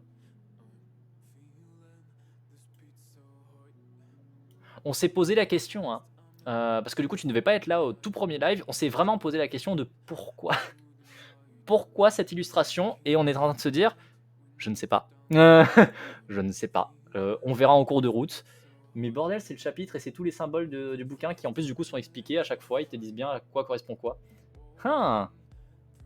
C'est ça, j'ai mis les symboles des chapitres et leur dynamique. Mais c'est trop bien. C'est trop bien. On a dit 239, hein. Oui, c'est bon. J'ai gardé une bonne mémoire. Ça va. Mais du coup, c'est... Ouais, bonne question, Céron. T'as bien fait t'en souvenir parce que moi, j'avais oublié. Hein. J'avais oublié. Genre, le petit carré, c'est noir car ce sont des parties obstacles plus sombres. Ah oui, c'est pensé à ce point-là, c'est vrai. Parce qu'il y a la toute première partie où justement qu'on a lu au début qui nous dit bon bah ça, tel symbole c'est pour ça, telle partie ça correspond à tel symbole c'est pour ça. Mais c'est vrai que c'est vraiment réfléchi à ce point-là. C'est trop bien. En vrai, c'est vraiment très ludique. Hein. C'est vraiment très très très ludique. Hein. Pour le coup, j'avoue que je trouve que c'est vraiment bien pensé. La manière dont ça agence le livre est super ludique et je trouve ça super intéressant. De toute façon, tu faisais le parallèle dans l'introduction justement en disant que c'est un côté un peu jeu vidéo. Et c'est vrai que ça marche bien. Vraiment, ça marche bien. Ça marche très très bien. Et coucou roi. Salut cher Mortac, comment ça va aujourd'hui et les petites fougères font comment? Tu fais mal. Bah ça va bien pour ma part, j'espère que ça va bien pour toi aussi. J'espère que ça va bien aussi pour toi. J'ai fait ça principalement parce que ça me faisait marrer de faire ça. Bah écoute, tu l'as peut-être fait en rigolant, mais pour le coup c'est bien pensé et c'est bien fait. Je me suis trompé, je t'interdis de continuer ton stream plus tôt. Voilà, c'est plus cohérent. Je comprenais pas pourquoi tu avais résisté à l'infâme manipulation. Ah bah oui, bah oui, bah oui. Quand je suis arrivé sur les lives, j'ai juste vu l'image ésotérique et j'ai eu mes red flags pseudo-science, puis après j'ai eu le contexte et j'ai badé. Non mais ça va, c'était intéressant. Les premiers chapitres ils sont vachement bien, t'as quand même vu des chapitres assez ouf. Repense au cœur immaculé. Le cœur immaculé, mais le meilleur passage du bouquin pour l'instant, sans enlever le reste de l'intérêt du livre. Mais le cœur immaculé, il est trop bien. Ça, c'est pas badant. C'est quand même pas badant. C'est quand même bien. Bien aussi, parfait, roi. Du coup, on est en plein live du coup de lecture de sciences sociales. Donc, le livre de V6 qui est dans le chat, en toute puissance, sur lequel on est depuis déjà quelques temps. Je me sens mieux, mais c'est pas encore trop top pour les bronches. Bah, j'espère que ça va continuer à aller mieux, de mieux en mieux. C'est vrai que c'est jamais bien quand on est malade, hein. C'est pas ouf, hein. C'est pas ouf. Reprenons. Donc, dans le cadre de la SDT, c'est donc une réponse qui entre dans le cadre d'une régulation externe, cette fois rebelle, mais pas forcément autonome, puisqu'on peut la prédire en fonction de la régulation externe. Je t'interdis de lire ceci, va automatiquement provoquer... je l'ai déjà lu ça. Pardon. L'expérience Princeps se déroulait près d'un supermarché, où l'on distribuait un carton de promotion au sujet. Il y avait 4 conditions différentes. Première condition. Le carton remis comportait une pression faible. Essayez s'il vous plaît le pain X, et était accompagné d'une somme égale au prix du pain. C'est la condition expérimentale où la pression à acheter est la plus faible. Condition 2. Le carton remis comportait une pression faible. Essayez s'il vous plaît le pain X, et était accompagné d'une somme supérieure au prix du pain, ce qui augmentait la pression à acheter ce pain. Condition numéro 3. Le carton remis comportait une pression forte, comme pour Robert. Vous allez acheter le pain X, et était accompagné de la somme exacte du pain. La condition numéro 4, le carton remis avait une pression forte. Vous allez acheter le pain X, et était accompagné d'une somme supérieure au prix du pain. Ok. Justement, j'aime bien casser ces red flags parce que même si on est être repoussé par ces contenus, c'est pas très productif parce que ça empêche de chercher à étudier, à comprendre pourquoi, pour savoir pourquoi les gens aiment ça. Tout à fait. Je vais essayer de finir quelques trucs au taf. Lurk, et des bisous à toi, travaille bien, merci beaucoup en tout cas d'être passé. J'espère que tu as passé un bon moment avec nous, comme d'habitude. Et puis des bisous à toi, bon courage. Pourcentage d'acheteuses du pain X expérience de Brême, 66. C'est forcément des femmes. Bon après en 66 c'est pas forcément étonnant, mais c'est forcément des femmes du coup qui faisaient les courses. Où on a spécifiquement choisi parmi les personnes qui allaient faire les courses du coup des femmes. Je sais pas s'il y a vraiment que des femmes ou si là c'est juste les résultats qui concernent que les femmes. Je sais pas, mais pour le coup ça me fait tilter à chaque fois. Donc condition pression faible et montant exact, 70% des personnes achètent. Condition pression faible et montant plus élevé, 40% des personnes achètent. Condition pression forte, montant exact, 51% des personnes achètent. Et condition pression forte et montant plus élevé, 40% des personnes achètent. Résultat, les femmes achètent le pain X à 70% quand la pression est la plus faible, condition 1, première colonne à gauche. Elles font preuve de réactance quand la jonction est forte, condition 4, dernière colonne à droite, car elles ne sont plus que 40% à acheter le pain X. Ah non, voilà, et là tu as les acheteurs, ok, ça a été séparé, autant pour moi, donc il y a la réponse juste après.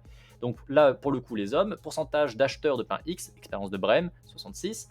Quand la condition de pression faible et montant exact, nous n'avons que 45% d'achat. Quand la condition de pression est faible et le montant plus élevé, nous avons 37% d'achat. Quand nous avons une condition de pression forte et un montant exact, nous avons 73% d'achat. Quand nous avons une condition de pression forte et un montant plus élevé, nous avons 77% d'achat. La différence est ouf. Mais la différence, c'est incroyablement... Enfin, c'est ouf. Mais what? Cependant, c'est le contraire chez les hommes. Plus la pression est forte et plus ils obéissent à l'injonction. 77,8% achètent en condition 4, dernière colonne à droite. Tandis qu'en pression faible, c'est-à-dire à condition 1, première colonne à gauche, ils ne sont que 37,1%. Autrement dit ici, on a mesuré non la réactance qui s'avère inexistante, mais l'obéissance à un message autoritaire. Ouais, alors du coup j'allais dire d'où ça vient et je vois que la première phrase a l'air de vouloir y répondre. Brême explique cette différence par l'habitude de faire les courses. En 66, les hommes ne s'occupent pas des courses. C'est ce que je disais tout à l'heure du coup, c'est ce que je me demandais, pourquoi est-ce qu'on voit que des femmes. Est-ce que c'est pas parce que du coup en 66, il y avait quasiment que des femmes, tout simplement. En 66, les hommes ne s'occupent pas des courses, ils sont peu entraînés à résister aux tactiques commerciales. Évidemment, on pourrait trouver d'autres explications, tant pour le comportement des femmes que des hommes. Et évidemment, nul doute que les résultats seraient fort différents aujourd'hui. Clairement. Brême, il a fait son expérience où aussi, tiens. Question existentielle, mais qui peut avoir une importance non négligeable. Parce que selon le pays, on n'a pas forcément le même bagage culturel. C'est pas spécialement précisé. À la limite, si Vici c'est toujours là, est-ce que tu sais dans quelles conditions justement culturelles ça s'est fait? Parce que ça peut avoir aussi. Après, ça rentre dedans. C'est pas Brême. Comment ça, c'est pas Brême? Ça doit être aux USA, ouais, je pensais aussi aux USA, mais je sais pas du tout l'origine de la personne, donc j'avoue que je préfère demander, on sait jamais. Parce qu'effectivement, aux USA en 66, étonnamment, ce sont les femmes qui sont allées faire les courses. C'est bizarre, on se demande bien pourquoi, hein, n'est-ce pas? Brême, c'est une ville du nord de l'Allemagne. D'accord, pourquoi pas. Du coup, c'est pas forcément étonnant. Et effectivement, je me demande si en 66, si on avait fait exactement la même expérience, mais ailleurs, dans d'autres conditions culturelles, est-ce qu'on n'aurait pas eu des résultats, du coup, en toute logique, différents. Et effectivement, comme dit dans le texte, probablement que si tu refais aujourd'hui, les résultats seraient encore différents. Probablement. On pourrait rapprocher la vive réaction des sujets désobéissants des expériences de Milgram vues précédemment à la jonction « vous n'avez pas le choix, continuez » à une forme de réactance qui les pousse vivement à désobéir. Cette idée selon laquelle la réactance serait un moteur de sortie de la régulation externe. Cette hypothèse pourrait être étayée par le fait que les expériences autour de la réactance ont montré que celle-ci était très liée à l'internalité des sujets. Les désobéissants se sentent responsables de leurs actes, sont aussi plus internes que les obéissants. Cependant, la réactance peut être totalement déterminée par l'extérieur. Ce sont par exemple les campagnes de bad buzz volontaires. Oui. Par exemple, le site en ligne Rue du Commerce avait interdit son site aux femmes avec des messages ouvertement sexistes. Par exemple, mesdames, si vous décidez d'aller plus loin, vous pourriez ressentir les symptômes suivants: désorientation, indignation, colère, affliction, pitié, jalousie, bouffée de chaleur, etc. La toile s'était enflammée de cette pratique, notamment sur Twitter, ou encore sur le site Mademoiselle qui avait porté plainte. La directrice, Sylvie Latour, s'est justifiée ainsi. Il s'agit d'une caricature. Nous ne pensons évidemment pas que les hommes s'intéressent uniquement au bricolage et aux nouvelles technologies. Nous avons toujours été un trublion d'Internet. Ce ton décalé est un moyen pour un site français comme nous de nous démarquer de nos concurrents. Sylvie Latour se dit ainsi très satisfaite de la campagne et assure que le nombre de commandes a explosé, notamment pour ses clients femmes. On voulait amener les femmes à transgresser l'interdit et à se connecter quand même à notre site. Les ventes ont donc explosé par réactance. La réactance est une énergie qui naît d'une privation de liberté qui, dans un cas de franc autoritarisme comme le paradigme de Milgram, est salvateur, mais qui peut être totalement suscité et détourné par pseudo-liberté, voire pour des manœuvres politiques ou commerciales du coup. Je trouve ça vraiment dégueulasse comme campagne de publicité. Enfin, vous le savez, j'aime pas le capitalisme. Genre pas du tout. Genre vraiment pas du tout. Et typiquement, ça, c'est une des raisons pourquoi. On va venir faire du bad buzz, on va venir jouer avec des stéréotypes et les répandre encore et encore. Et après, on va se justifier en disant non, mais regardez, ça a marché, donc c'est bon. Putain, quoi, sérieux. Je trouve ça vraiment honteux. Je trouve ça vraiment honteux, quoi. C'est. Bref. Parfois, elle advient sans prévenir. Cialdini rapporte l'exemple de la lessive au phosphate qui a été interdite dans les États-Unis, dans les États américains, car elle était polluante. L'interdit a fait changer la vie des personnes sur cette lessive qui a été soudainement bien plus préférée que les autres, et des individus en ont fait des réserves massives. On a là un effet de réactance simplement engendré par un interdit, et là en l'occurrence par un interdit qui était justifié du coup. Un interdit qui était justifié parce que c'était plus polluant, mais c'est un effet de réactance qui s'est enclenché. Le sujet de la réactance est donc assez rapidement hautement politique. Par exemple, depuis plusieurs années en France, l'extrême droite se dit censurée et répète souvent qu'on ne peut plus rien dire, alors qu'elle est partout, tout le temps, omniprésente, mais elle est censurée, hein, bien sûr. Se dit dissidente contre une bien-pensance massive. Pourtant, dans les faits, elle a une présence médiatique très forte à la télévision. Par exemple, si vous prenez CNews, c'est l'extrême droite qui apparaît le plus, envers et contre tout le reste. Vraiment, l'extrême droite, c'est les personnes qui sont le plus souvent reçues. Les thématiques de l'extrême droite sont les thématiques les plus abordées sur CNews. Enfin, vraiment, c'est le temps d'antenne maximum accordé, quoi. Mais ils sont censurés, hein. Ils sont censurés, et puis ils sont contre-système aussi, hein. Bien sûr. Bref. Pourtant, dans les faits, elle a une présence médiatique très forte à la télévision, sur Internet, dans les médias papier, et ses idées sont malheureusement extrêmement populaires. Elle surfe sur la réactance pour gagner en popularité. C'est une façon de faire adhérer les individus à son discours de façon rapide et automatique. Si on réagit à la bien-pensance et qu'on revendique de mal penser, c'est beau, c'est mignon. La réactance peut donc produire de l'autonomie comme être manipulée pour le pire. Ce qui différencie la bonne réactance de la mauvaise est peut-être à rechercher dans la nature de l'internalité qui l'agite. Dans le cas des désobéissants, des expériences de Milgram, il et elle sont déjà motivés à s'en aller quand advient la stimulation à la réactance. Cette stimulation est en quelque sorte un argument de plus à leur aversion de leur expérience. Mais dans le cas du site de rue du commerce ou de la lessive, il n'y a pas de réflexion systémique. Autrement dit, le problème de la mauvaise réactance est sans doute dans l'absence de réflexion systémique. Si on adjoint une conscience des environnements sociaux, des structures et systèmes, alors la réactance peut être une force. Par exemple, si un site interdit d'acheter à cause de son genre, le réactant non allégeant va critiquer cet environnement, penser cette critique, mais certainement pas donner quelque chose qui sert cet environnement pensé comme nocif. Alors qu'un réactant allégeant va uniquement vouloir acheter sur ce site parce qu'on le lui a interdit. Pour résumer, la réactance me semble problématique lorsqu'elle est déterminée par l'allégeance, Gangloff en 2002, c'est-à-dire un refus ou une absence dans la réflexion d'intégrer la responsabilité, les causes, les facteurs venant des environnements sociaux, pour ne se centrer que sur soi ou les gens, empêchant donc des stratégies adaptées plus fines. La pensée systémique est un antidote qui ne supprime pas la réactance, ce qui serait dommage, car c'est un fort moteur d'action, mais qui peut la rendre plus pertinente, stratégiquement mieux pensée. Ouais, et bah typiquement, effectivement, oui. Les vidéos sur l'allégeance, ça m'a pété le cerveau. Comment ça? Dans quel sens ça t'a pété le cerveau? À quel niveau? Mais en tout cas, c'est vraiment un truc moi qui me rend fou, hein. Quand vous voyez justement les discours d'extrême droite, les discours fascistes, à quel point ils se répandent en disant tout le temps non mais on peut plus parler, on peut plus rien dire, enfin, t'es là tu fais mais foutage de gueule quoi, ils sont genre mais partout, ils sont partout. Quand tu regardes Bolloré qui est quand même un petit peu beaucoup d'extrême droite, hein, il contrôle 75% des médias, bah du coup c'est genre un petit peu partout quoi qu'il y a des idées d'extrême droite. Et après il vient te dire non non mais franchement on est censuré hein, on peut plus rien dire hein. Ah ouais on peut plus rien dire. Ah ouais d'accord. Pourquoi pas. Pourquoi pas. Admettons. Quand moi, je reprends encore une fois, je vais encore de nouveau, hein, parce que je le fais de manière récurrente, hein, mais je vais encore critiquer la recherche en France, la manière dont c'est financé, la manière dont c'est autorisé ou pas. Le laboratoire de psycho où j'ai bossé, quand tu vois que tu as le directeur du laboratoire qui te dit non, non, tu peux pas aller travailler sur ces questions-là parce qu'on veut pas, en fait, en plus haut lieu, parce que ça poserait problème, sur tous les systèmes de domination et compagnie, tu te dis mais vous vous foutez de qui en fait? Et là aujourd'hui tu vois encore plus de résistance là-dessus, parce que là non seulement ça se fait plus en sous-main comme ça l'était moi il y a quelques années quand j'y étais, maintenant vous avez carrément des débats à l'Assemblée nationale sur le wokisme. What the fuck quoi, un truc qui n'existe pas mais ils viennent en discuter. Les seuls qui parlent du wokisme globalement c'est l'extrême droite, justement pour mettre un petit épouvantail pour faire peur et puis dire ah bah voilà regardez ils sont méchants et tout, mais what the fuck quoi, mais what the fuck. Et tout ça, ça ne sert qu'à une seule chose, c'est dire vous n'avez pas le droit de faire des recherches là-dessus.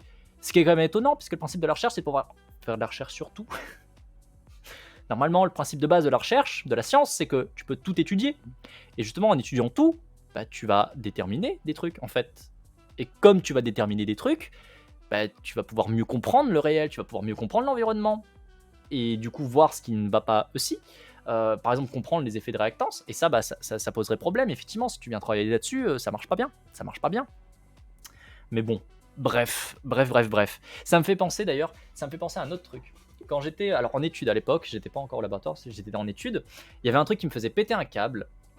Et j'avais un prof, du coup c'était Monsieur Joule en l'occurrence, qui nous disait que quand il a commencé à travailler sur tout ce qui est justement les discussions engageantes sur la manipulation, les techniques de manipulation et ainsi de suite, il avait eu un bureau, une entreprise qui du coup l'avait sollicité pour justement essayer de développer une communication engageante.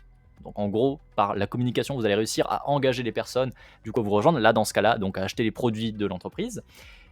Et du coup, ça vendait pas bien de dire que c'était du marketing.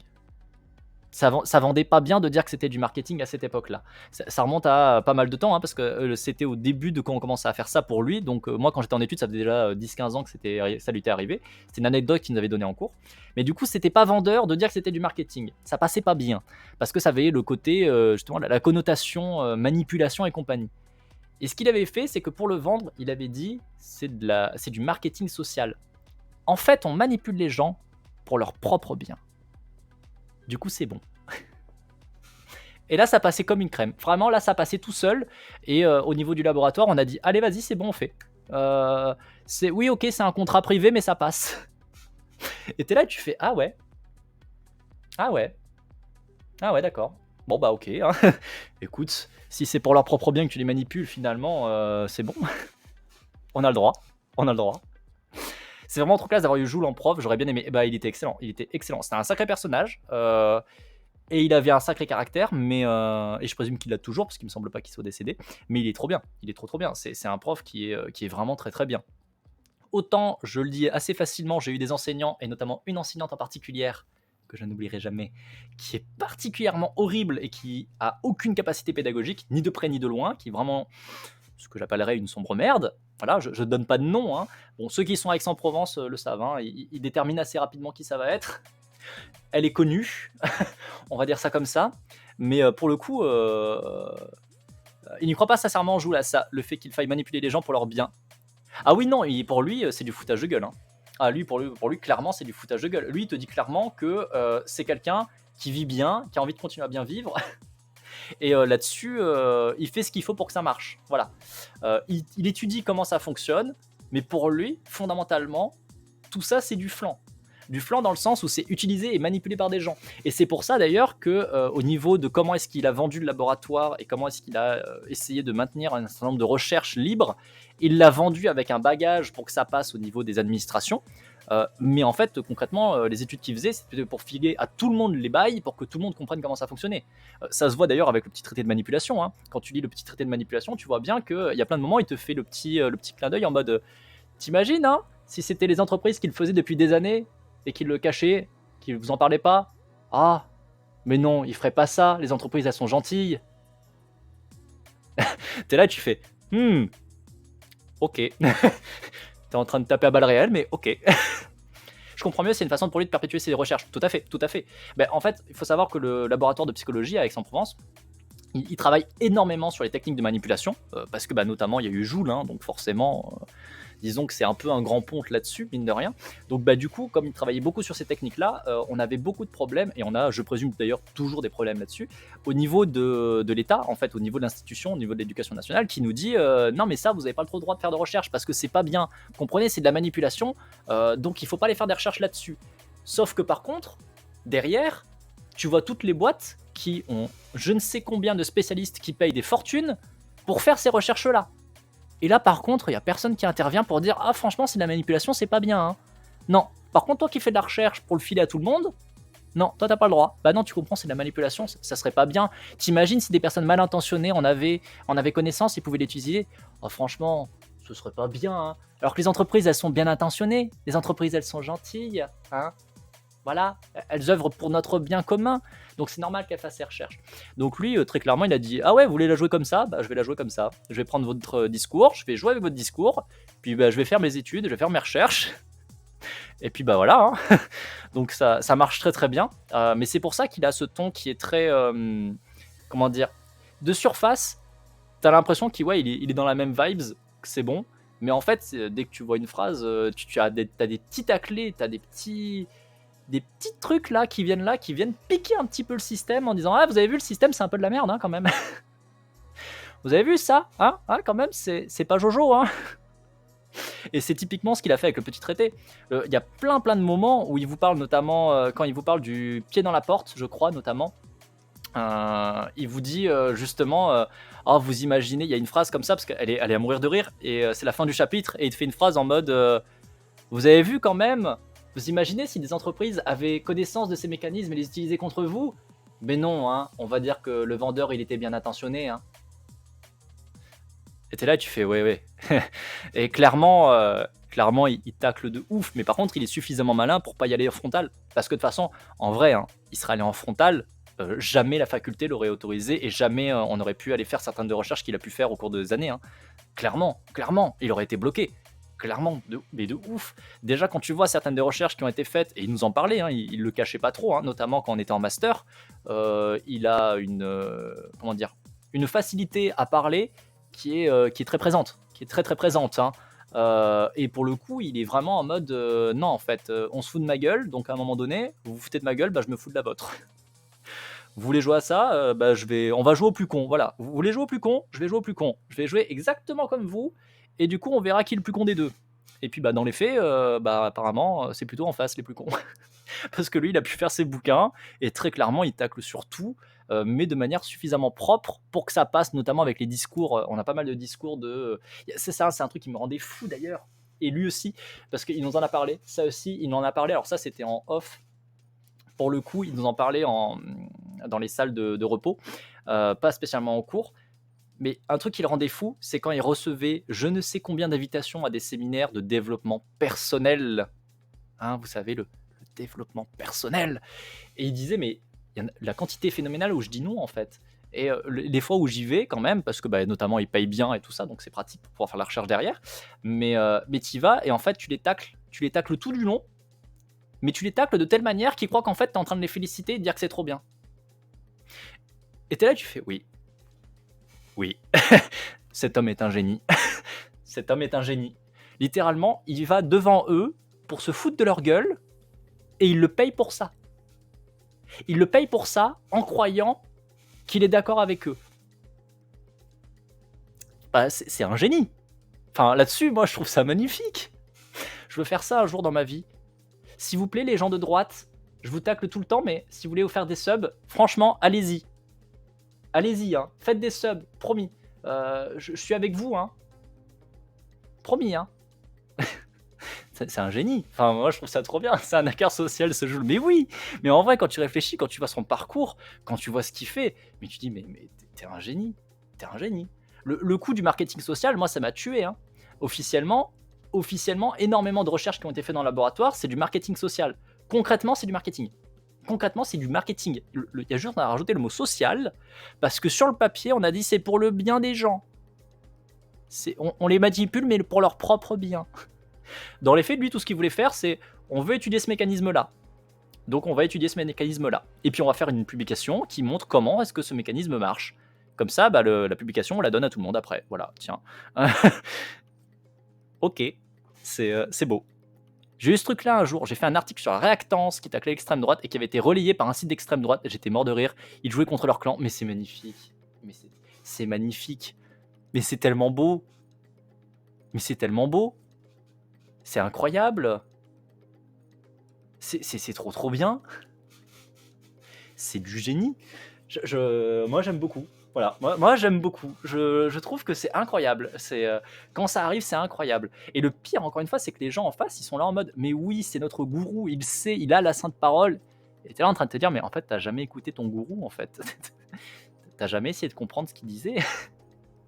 Parce que quand même, encore une fois, je prends le petit traité, hein, mais dans le petit traité, quasiment chaque fin de chapitre, mais il met des tirs gratuits. Mais en plus, mais bien. Mais genre vraiment, il est là en mode ah, mais si seulement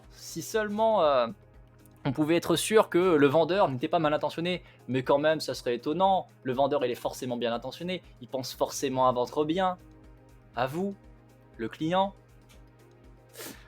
Enfin, je suis désolé, mais la phrase pour moi, elle est quand même tellement claire. Enfin, tu vois bien qu'il met un tacle. Et t'as les gens, ils comprennent pas. D'ailleurs, ça me fait penser qu'on a lu. Alors, ça remonte à un petit moment. Je vous l'avais pas d'ailleurs sur YouTube, parce qu'on est toujours en VOD YouTube. Sur YouTube, vous ne l'avez pas eu. Parce que c'était une merde immonde, qu'on soit d'accord. J'ai fait un live lecture. Enfin, je crois que j'ai même fait 2 live lectures sur Bricourt. Bastien Bricourt de tête. Qui est un livre donc de manipulation qui t'explique comment bien manipuler ton prochain. Notamment, on a eu les magnifiques phrases sur comment bien réussir à placer ses billes quand vous voulez séduire quelqu'un. Et donc, il nous disait textuellement, hein, c'est dans le bouquin, c'est marqué noir sur blanc. Il te dit quand la femme refuse, qu'elle t'envoie des messages ou elle te dit d'arrêter de la harceler, qu'elle ne te répond pas, il faut que tu envoies et que tu insistes encore plus. C'est comme ça que ça marchera et que tu arriveras à la séduire. Et toi, tu es là et tu lis ça et tu fais ah, ok, on est à ce niveau-là, d'accord, bien, cool. D'ailleurs, je crois que c'est à partir de ce moment-là qu'on a sauté des chapitres entiers parce que c'était plus possible, c'était trop. De toute façon, c'était crescendo, hein. Plus tu avançais dans son bouquin, plus tu avais envie de te pendre, ou tu avais envie de le pendre d'ailleurs plutôt. Enfin, c'était vraiment une horreur. Mais bon, bref. Et notamment, il te prenait en référence le petit traité de manipulation. Et t'es là en mode, mais en fait, t'as pas compris. T'as pas compris ce qu'il disait, le monsieur. Ils sont deux, et les deux, ils taclent. Les deux, ils te disent que c'est de la merde. Et toi, le seul truc que t'as dans ta tête, c'est Oui, il faut faire ça. Mais comment c'est possible? C'est incroyable. C'est incroyable. C'est incroyable. C'est incroyable. C'est horrible cette tech des pick-up d'artistes. Mais non, mais c'est infernal. Et ça, c'est un truc parmi d'autres. Le tout premier truc qu'on a tilté, on a ouvert le livre. On a lu la première page. La première page, il nous a fait une réflexion sexiste, comme quoi sa femme, en gros, il faut pas qu'elle l'emmerde, mais que lui, il peut demander et faire ce qu'il veut. Et t'es là et tu fais, mais hein?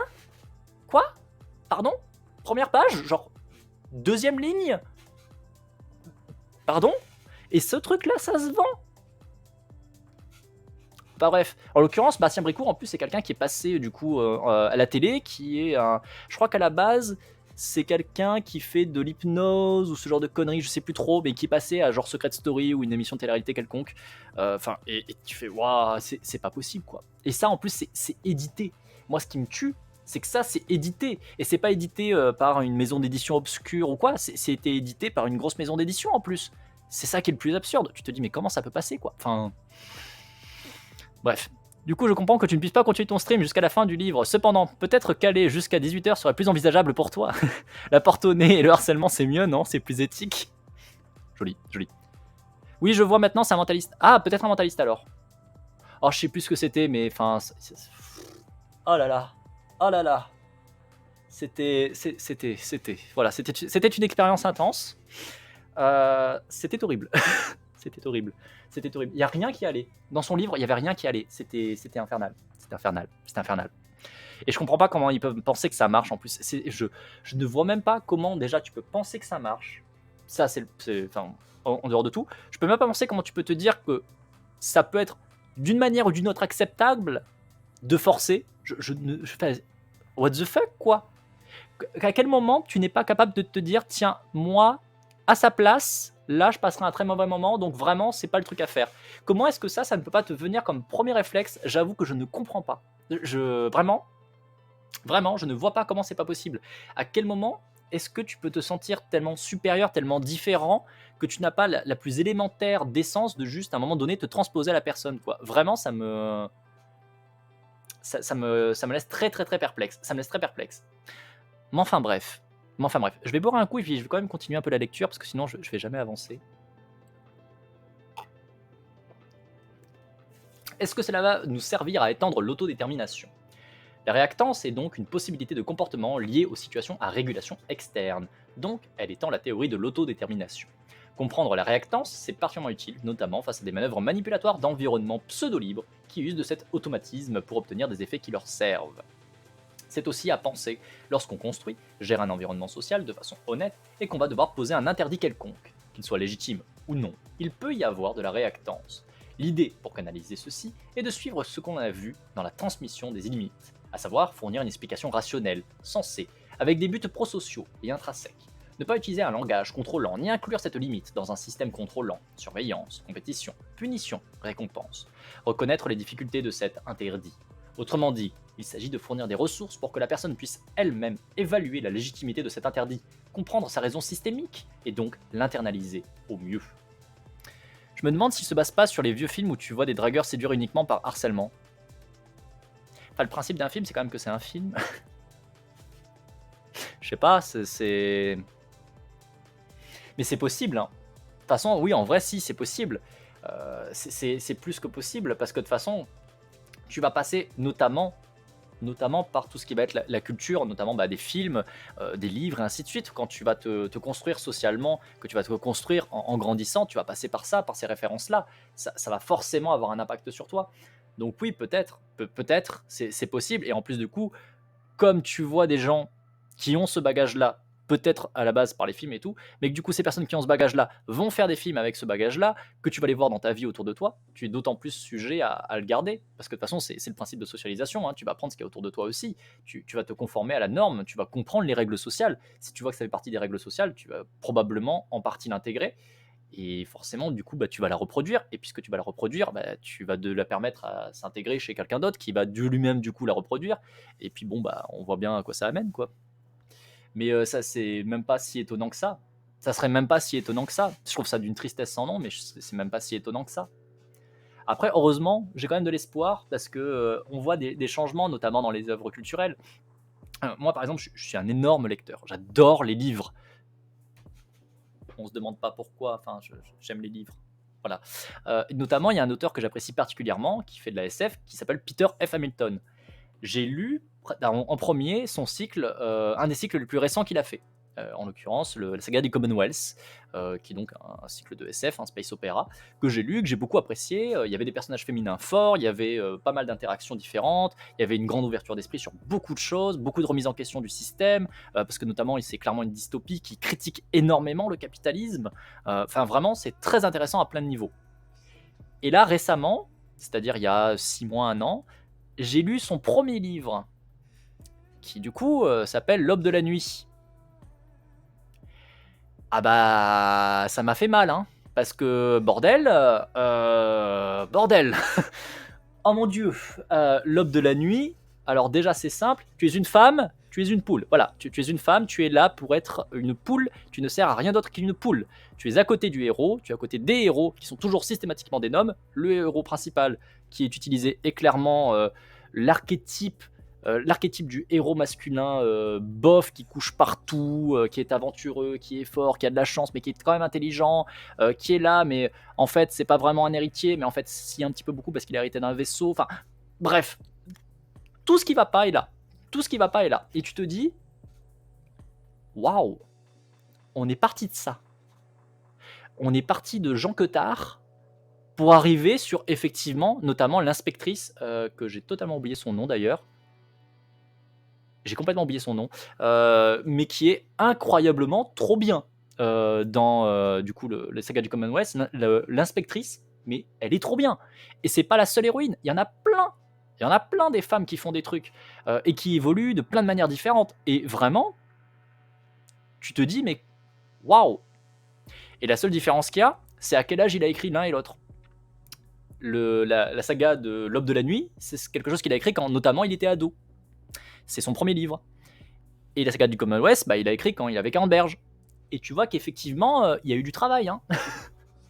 Il y a eu du travail, il y a une prise de conscience. Donc quand même, c'est rassurant dans le sens où les médias, et du coup ce qui peut participer forcément à prendre, on va dire, des références culturelles par les vieux films, donc en l'occurrence, ou là, des livres, ça évolue. Heureusement, ça évolue.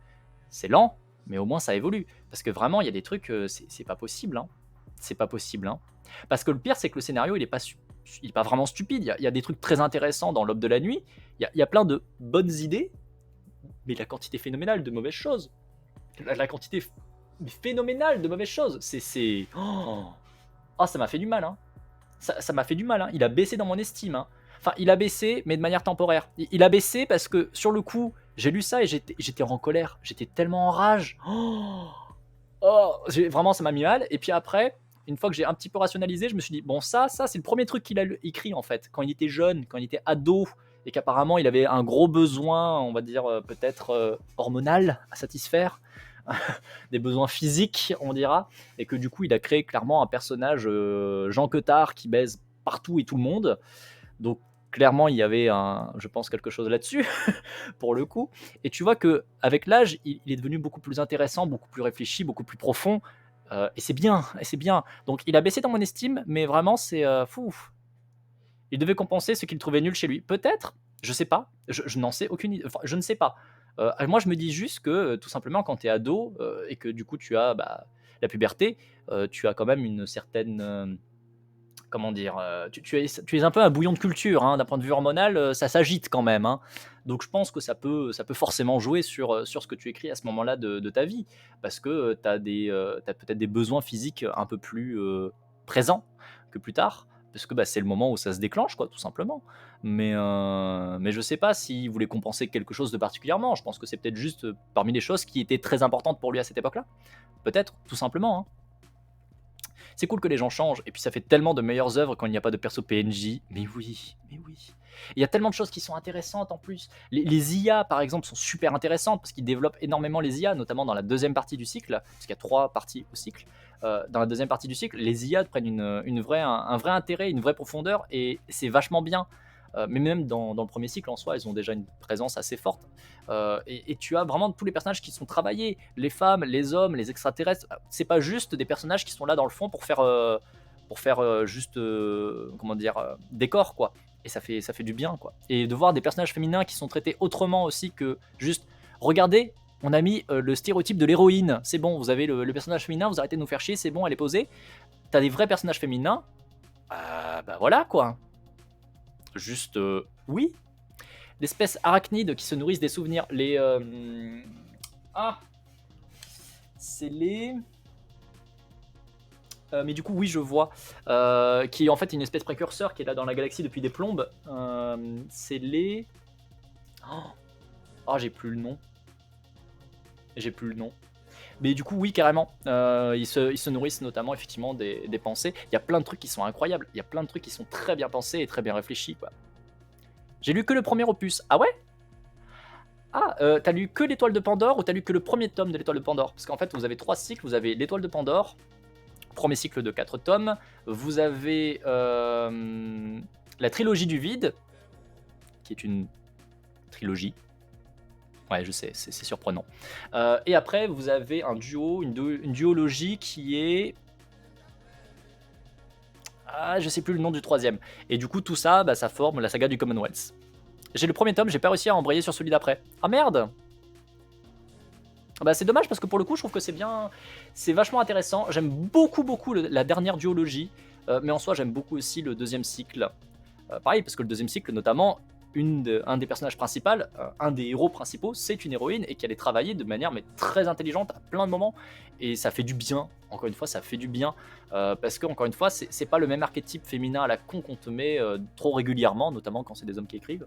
Donc ça fait du bien, quoi. Ça fait du bien d'avoir une vraie profondeur des persos et pas juste le quota qui est rempli dans le fond pour faire vite fait dire vite fait, on est bien, on a réfléchi, on a mis une femme, c'est bon, arrêtez de nous saouler, quoi. Ce qui arrive trop souvent. Il y a beaucoup de bouquins que je suis plus capable de lire parce que je supporte pas ça.